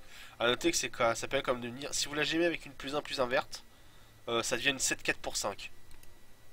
Quand même pas mauvais. Pour 2, c'est une 2-1, donc c'est pas mauvais. Nécrotique, 2-1. qui est tout sauf la gueule nécrotique d'ailleurs, et qui dit que une fois par tour, vous pouvez... Oh purée, ah, c'est fort ça. Qui dit que une fois par tour, vous pouvez payer X et la troupe gagne plus X en force ce tour-ci, en shift. Si jamais vous shiftez ça sur un truc qu'elle vole, ça peut aller très vite. Hein. C'est assez intéressant ce truc. Hein. C'est assez violent ce machin. Le bomb right pour 4. Pour 4 vous l'engagez. Enfin pour 4 c'est une 1-2, vous l'engagez, vous infligez 1. Donc en gros ils se sont dit sorcier sybarite c'était trop fort, on va faire ça en plus cher en rouge. Ça sera probablement en jeu en limité. Mais bon, ça s'arrêtera là je pense. Ash Blade Master, donc pour 3 une 2-1. Qui peut 2-1 Swift Strike. Donc c'est pas mauvais, hein. 2 points de dégâts Swift Strike c'est pas mauvais. Et qui dit que les elfes que vous contrez peuvent gagner plus 1 en fort. Donc pas mauvais en limité. Je sais pas si ça peut vraiment grossir en construit. Construit ça m'a l'air lent quand même. En limité il y a moyen. Il y a moyen.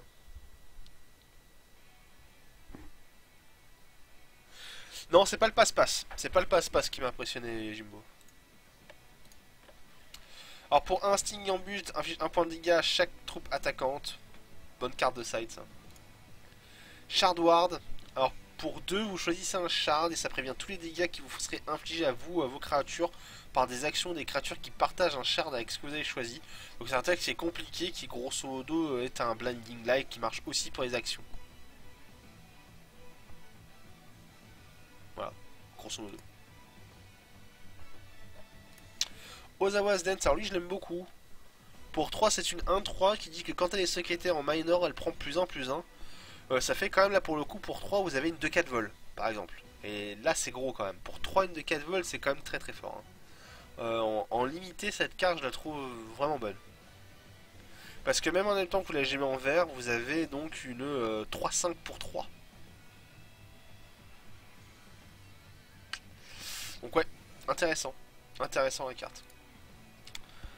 Néophyte Awakener, donc pour 4 c'est une 2-2 nécrotique. Quand elle arrive en jeu, vous pouvez revert target troupe avec un coup de 3 ou moins. Ah non d'accord. Ah non c'est mieux, ah c'est un fossoyeur. Lol. C'est un mini fossoyeur pour ceux qui jouent Magic. Donc pour 4 c'est une 2-2, quand elle arrive en jeu, vous faites un revert sur un truc qui coûte 3 ou moins dans un cimetière. Et après 7 troupes vous les mettez dans votre main. Pas mal. C'est pas mal en limité ça. Pas mauvais du tout en limité.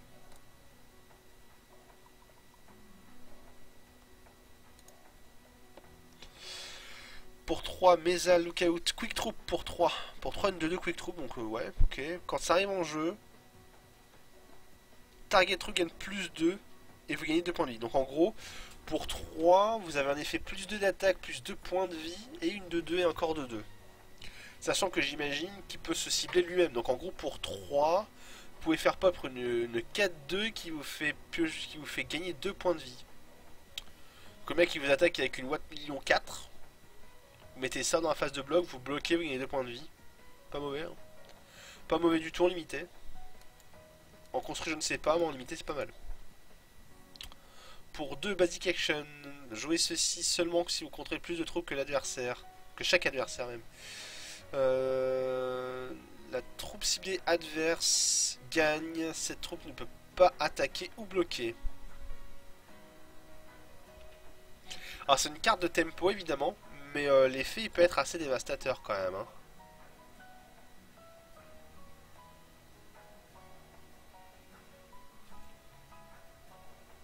Ça c'est vraiment le truc qui dit si jamais j'ai le play et qu'à un moment donné tu mets pas de créature et que j'en ai plus que toi, je te défonce. C'est un peu ça. Et ça dit aussi si jamais je suis derrière et que je l'ai dans ma main, eh ben ça me sert à rien. Donc c'est une pure carte de tempo quoi. Hein. Ghost Feather pour 3.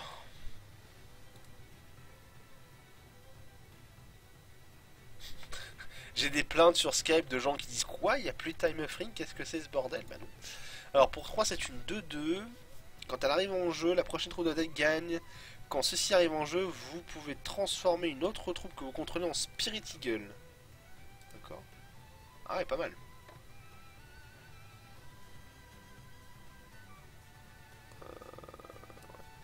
Donc en gros, la prochaine troupe que vous allez piocher gagne. Quand elle arrive en jeu, vous transformer une autre troupe que vous contrôlez en 3 de vol.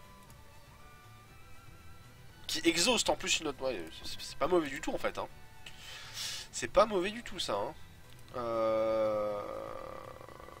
Ouais, j'aime beaucoup ça. J'aime beaucoup cette carte en limité. Eye of Lixil, donc déjà l'artwork qui est magnifique, au passage. Pour 2, une 1-1, nécrotique. Prévenez tous les dégâts qui seraient infligés à cette carte. Ah ouais.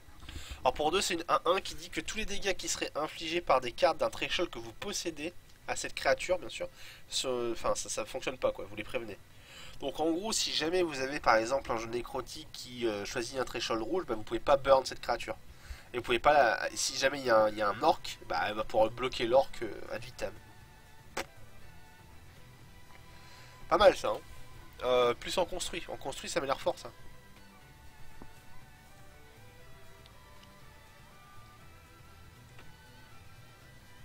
Ouais, ouais, j'aime bien la carte. En plus, elle est belle. En plus, c'est une belle carte. Deep Gaze Disciple, donc nécrotique blanc pour 4, une 2-3 vol. Et qui dit que quand un pouvoir a été shifté sur une troupe que vous contrôlez, ça gagne +1/+1. Alors peut-être en limité. En limité ça peut être bien parce que ça peut se transformer rapidement en 3-4 vols. En construit ça m'a l'air un peu lent quand même. En construit non. En construit en fait c'est juste non. En limité oui par contre. Pourquoi pas. Pourquoi pas. Pour 3 Chimera Guard Fallen. Encore un nécrotique blanc. Pour 3 c'est une 2-2 qui dit Shift 1. Quand ça attaque, ça gagne une force équivalente à sa défense. D'accord. Donc en gros, vous vous rappelez la troupe qui pour 4 est une 0-4 là, qui gagne autant d'attaque que sa défense quand elle attaque. Bah ça donne ce pouvoir là, grosso modo, à une troupe. Ouais. À voir. Avec peut-être certaines troupes bien spécifiques, j'ai un peu de mal à voir les bonnes cibles, mais bon, why not.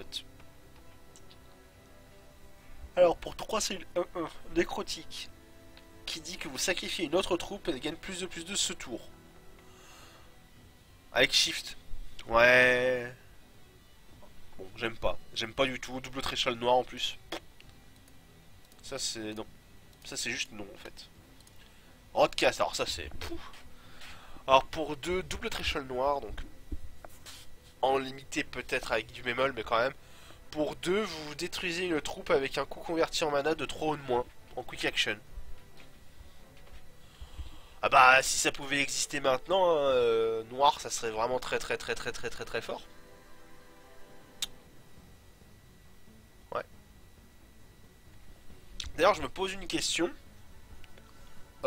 Admettons que le mec il joue en ptéro, d'accord? Et que le ptéro il y a 6 nains sur la table, est-ce que je peux jouer Rodcast sur ptéro?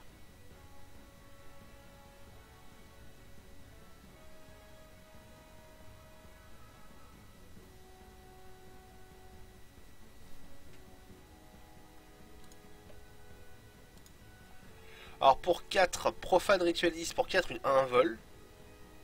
Quand une autre troupe meurt, ceci gagne +1/+1.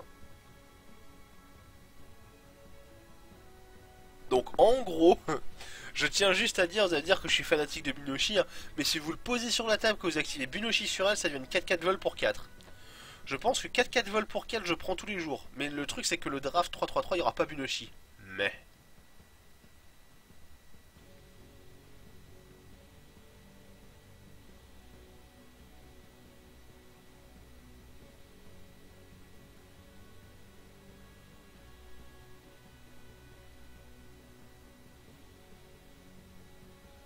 D'accord, efficace. Donc oui, donc ça serait intéressant, sauf qu'il n'y a pas Bunoshi dans le format. Ça c'est super important. Il n'y a pas de Bunoshi en limité. Donc tout ce qui demande à être sacrifié, il va falloir trouver des moyens de le sacrifier. Parce que c'est bien beau, hein, mais... Ouais. Alors pour 3... Alors pour 3, une 2-3 Vénène. Qui dit que quand une spider arrive en jeu sous votre contrôle, ça gagne +1/+1. Ça peut être pas mal. Ça peut être pas mal. Ouais. J'aime bien la carte, en tout cas. Enfin, j'aime bien la carte. Le problème de la carte, c'est le double noir. Donc ce sera pas splashable. Donc, en fait, non, j'aime pas trop la carte. Si la carte avait été avec un seul seuil noir, ok. Mais là c'est juste moyen, en fait. C'est juste moyen, je pense. Harvest of Sorrow, Quick Action. Ouf. Pour 3 Quick Action, piochez une carte pour chaque troupe qui est morte ce tour-ci. Alors ça quand même, c'est assez intéressant. Alors c'est situationnel, ça se setup, c'est tout ce que vous voulez, mais c'est quand même intéressant. Je pense que c'est trop dur à setup. Mais il y en a qui vont essayer. Donc on pense de la key. Pour 2 c'est une 4-4 qui prend -1/-1 à chaque tour. À chaque début de votre tour plutôt. Vous pouvez sacrifier une autre troupe et vous la revertez, donc elle redevient 4-4. Moi j'aime beaucoup la carte. J'aime beaucoup cette carte parce qu'elle active le sacrifice, les capacités de sacrifice des autres cartes, et pour quelque chose de vraiment utile. Parce que franchement, vous la posez tour 2, c'est-à-dire que vous allez attaquer avec une 3-3 au tour d'après, ou bloquer avec une 3-3 au tour d'après. Et que même après le tour encore après, ça devient une 2-2 pour 2, ce qui est acceptable. Et quand ça devient enfin une 1-1, vous pouvez choisir ou non si elle a déjà fait son taf ou si une 4-4 vous est plus utile. Je pense la carte très bonne. Je pense la carte, je vais peut-être pas dire très bonne, on va dire. Bonne, ouais. Clairement à prendre dans le premier tour.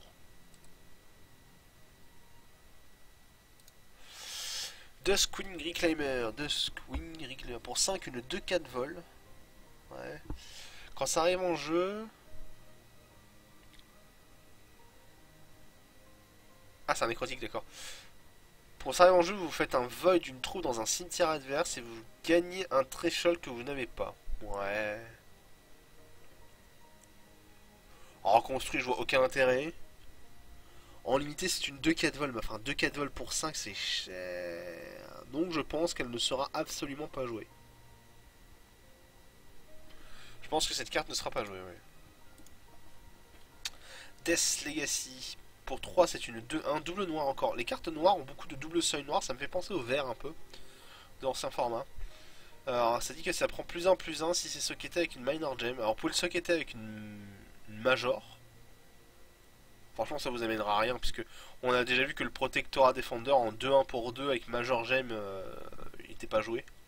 Peu joué. Donc faut le jouer en mineur. Vous allez avoir une 3-2. Alors, vous pouvez avoir une 3-2 vol pour 3. Encore une fois. 3-2 vol pour 3, ça se dit quoi. Bon, après, un zombie volant, hein, voilà. On se respecte ou on se respecte pas. Ça peut être aussi une 4-3 pour 3 en vert. Ça peut être une 3-2 initiative pour 3 en noir-blanc. Ça par contre c'est intéressant. Vous pouvez avoir une 3-2 initiative pour 3. Ça c'est pas mal. Ça c'est pas mal par contre. Ouais.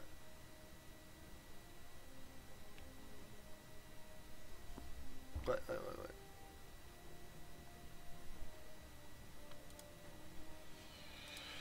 Alors pour 2, une 0-2 rage 1 qui ne peut pas être bloquée par des troupes qui ont moins de force qu'elle. Ouais. Bon, c'est une carte classique d'aggro. Rien d'exceptionnel. Arachnophobia. Alors ça c'est la carte, attention. Pour 3, vous créez 2 Spiderlings, vous les mettez dans le deck adversaire et l'adversaire défausse de 2 cartes pour 3.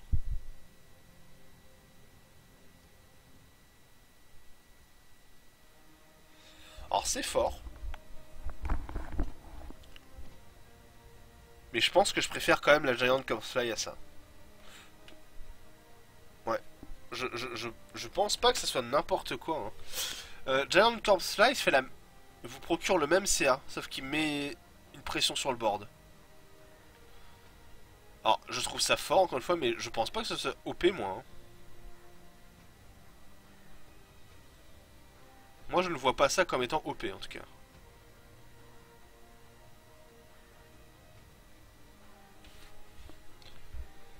Je vous dis, je pense que Giant Corpsefly est supérieur à ça. Hein.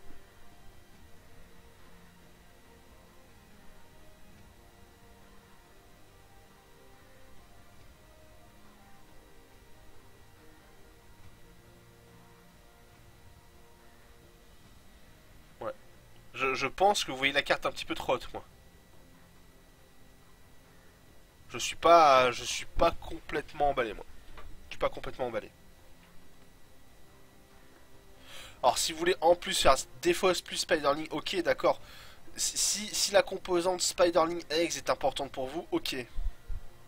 D'accord, c'est une bonne carte, mais c'est pas pété, hein. Je pense que c'est pas pété, moi. Fort. Fort, c'est le bon terme. On l'a vu tout à l'heure. Relique de Nulzan. Pour 3, c'est une 1-1 qui gagne +1/+1, blablabla. Ok, d'accord. Pour 3, vous avez une 3-3, ouais. Bref. La Nécropolis Tablette. Vous l'engagez, vous piochez une carte si vous avez les 5 seuils. Alors, ça coûte cher, mais ça paraît pas mal. Alors, Giant Corpse Flap, c'est le même effet, mais l'effet des Spiderlings en moins. Oui, c'est ça, c'est-à-dire que pour moi, enfin, tant que j'ai pas vu l'effet des Spiderlings, en fait, je me dis qu'avoir un corps qui est 2-1 vol sur la table, c'est quand même pas mal, hein. Est-ce que les 2 œufs valent un corps de 1 vol? Enfin, je sais pas.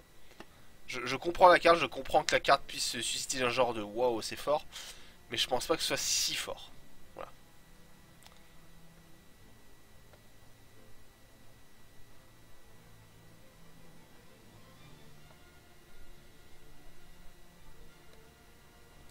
Moi, sincèrement, quitte à jouer de la discard, hein,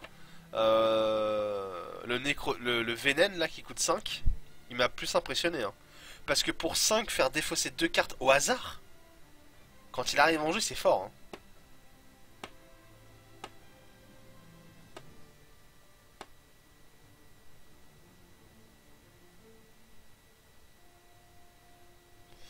Bah, Giant, si le mec il a VK en main, il s'en fout. Bah oui et non. Parce que pour 3 tu lui défausses 2 cartes, il défausse pas le VK, il pose le VK, t'as pas de call bloqué parce que t'as pas la Corpse Fly.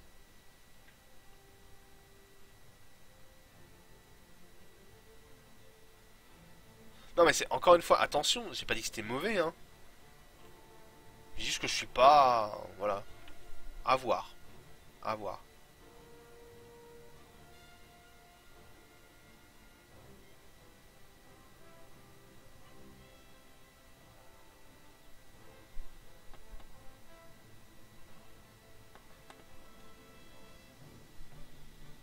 C'est vrai que le Vénène, l'adversaire peut choisir, c'est pas toi qui choisis. C'est vrai, c'est vrai. T'as raison là-dessus.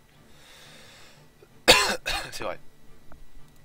Bref, on verra bien, hein. J'ai peut-être tort, on verra. Ce ne sont que mes impressions, je ne suis pas... J'ai pas la sens infuse, faudra tester. Alors, quel Deadly. Pour 2, vous exhaustez une troupe, bon, vous engagez une troupe que vous contrôlez, vous prenez tous les dégâts qui seraient infligés. Ok, d'accord. Ouais. Alors, en limité, je vois bien le casse-tête que ça peut faire. En construit, je suis pas fan. Mais en limité, ouais. Pourquoi pas ça? Ok. Alors ça j'aime bien, le recycling de shard, hein. Donc pour 2 vous pouvez le défausser. Vous défaussez ça et vous créez un wild shard et vous le mettez dans votre main. Alors moi j'aime bien parce que j'ai connu ça sur Magic avec le cycling, enfin cycling de land. Ça peut clairement être utile, ça peut clairement être considéré comme un fixeur ça. Hein.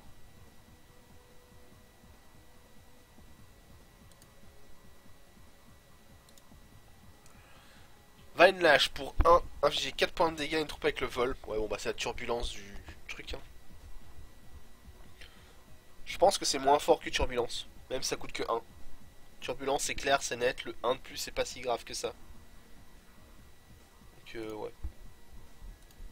Ok. Ça c'est le boost. Ah, ah, je trouve ça très très bon. Pour 1, vous dégagez une troupe, elle gagne létal ce tour-ci. Ok. C'est un anti-bet pour 1. C'est un anti-bet vert pour 1 quoi en limité. Hein.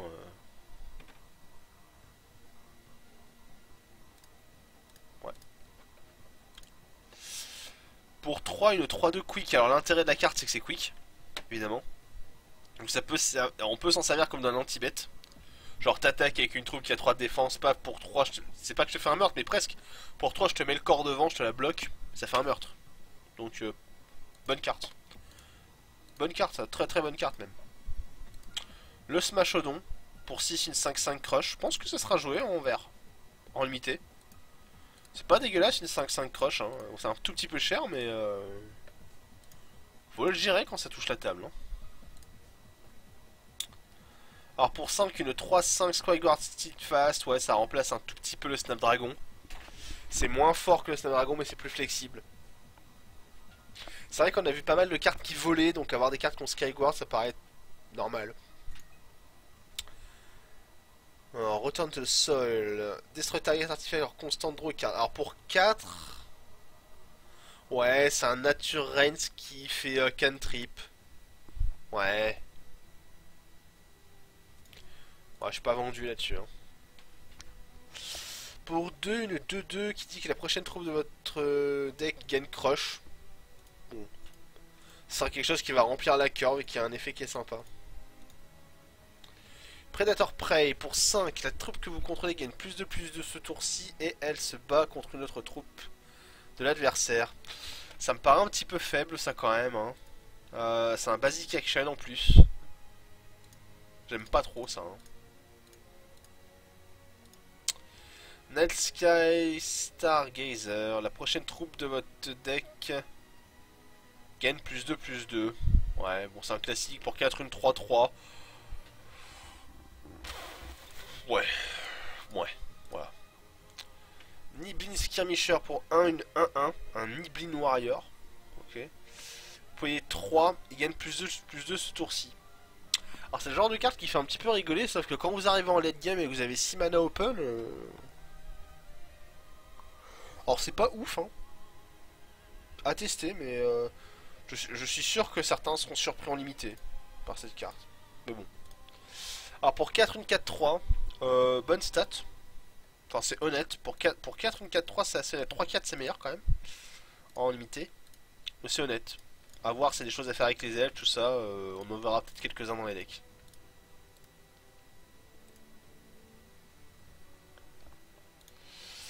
Merry Minstrels, pour 3, quand cette troupe arrive en jeu, si vous avez l'elfe allégeance, vous créez un wild shard et mettez dans votre main, c'est pas mal ça. Pour 3, vous avez un corps qui vous crée un wild shard. Bah, l'elfe allégeance, vous l'avez forcément en plus. C'est très con ça. Ça, c'est, je comprends pas. Elfe allégeance, vous l'avez forcément quand vous le jouez. C'est nul ça. C'est vraiment le texte qui sert à rien. Donc j'ai pas compris, mais.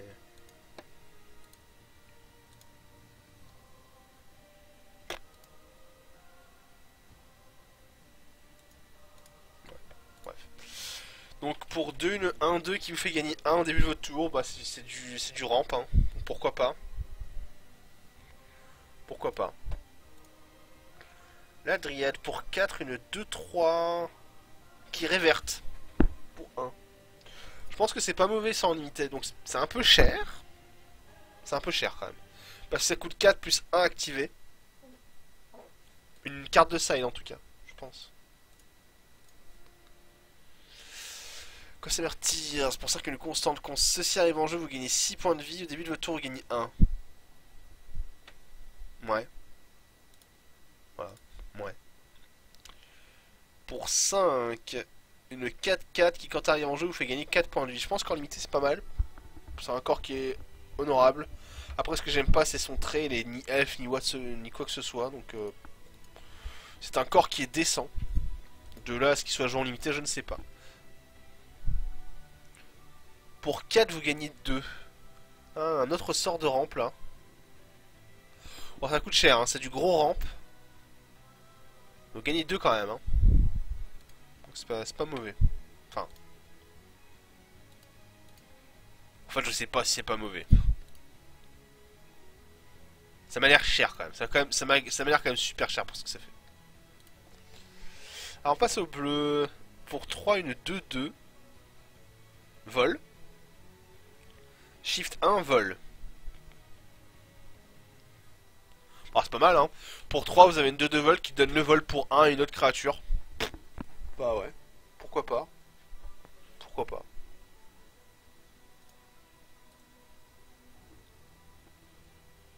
Pourquoi pas. Tireless Researcher pour 3, une 2-3 qui dit que quand elle se dégage, vous piochez une carte. Alors ça paraît un peu cher, mais il n'empêche qu'il y a forcément des combos à faire avec ce truc. Hein.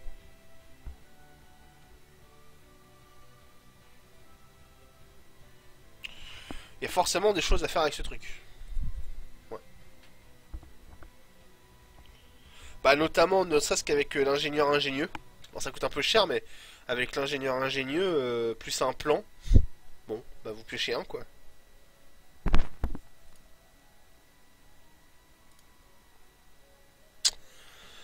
Alors pour 1, une 1-1, mage, coyote, quand ça arrive en jeu, prophétie, donc la prochaine action de votre carte fait cantrip. C'est pas mal ça. Pour 1 et 1 qui dit que la prochaine action fait cantrip, ouais, c'est sympa. En limité, c'est sympa. C'est pas ouf. C'est pas ouf. Thunderfield Enchanter pour 6, une 4-5 prophétie qui dit que quand ça arrive en jeu, la prochaine troupe dans votre deck gagne spell shield. Coûte cher. Ça coûte cher. C'est trop cher ça. Pour 2 throwback quick action. Ok, donc c'est un bounce en fait. C'est un Time Ripple pour les créatures qui applique un -1. C'est quand même moins fort que Time Ripple. Hein. C'est moins fort que Time Ripple, mais ça l'est plus si vous cherchez quelque chose de versatile où vous pouvez renvoyer vos propres créatures à vous dans votre main pour des effets d'arrivée en jeu. Donc, à voir.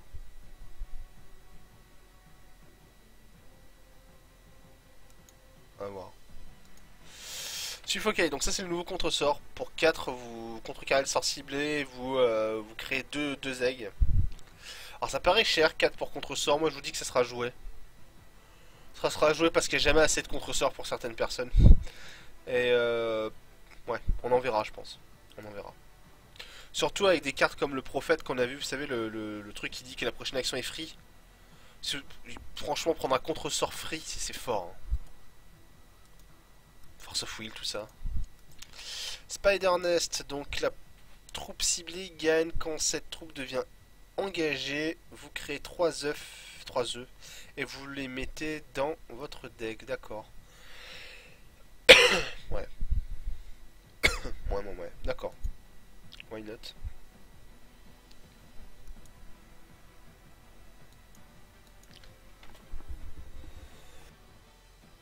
Alors, pour 5, c'est cher. Coyote Allégeance, ok. Mais il y a un truc que je comprends pas. Coyote Allégeance, quand c'est une troupe qui est déjà Coyote, vous l'avez systématiquement, non? On est d'accord? Je pense pas qu'on en verra x4 des Suffocate, mais en voir 2 dans les decks, ça me choquerait pas.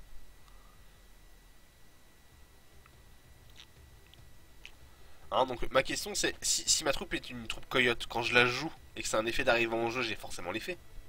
Non? Ou je me trompe?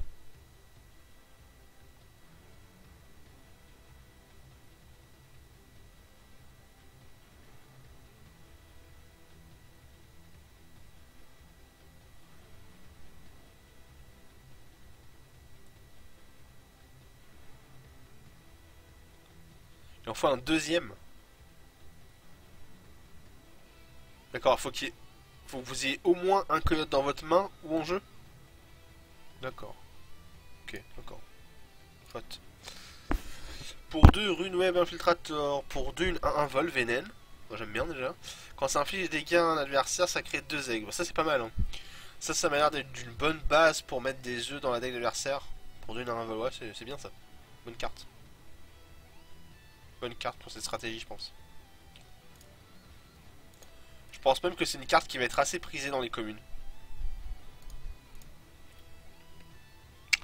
Pour 5, une 2-5 nécrotique qui dit Burika, target Champions Deck, d'accord. Donc en gros, vous pouvez le mettre en shift sur une créature. Enfin, vous avez un shift qui dit vous engagez la créature, vous meulez l'adversaire de autant de cartes que de la force de la créature. Ouais. D'accord. À voir, à voir.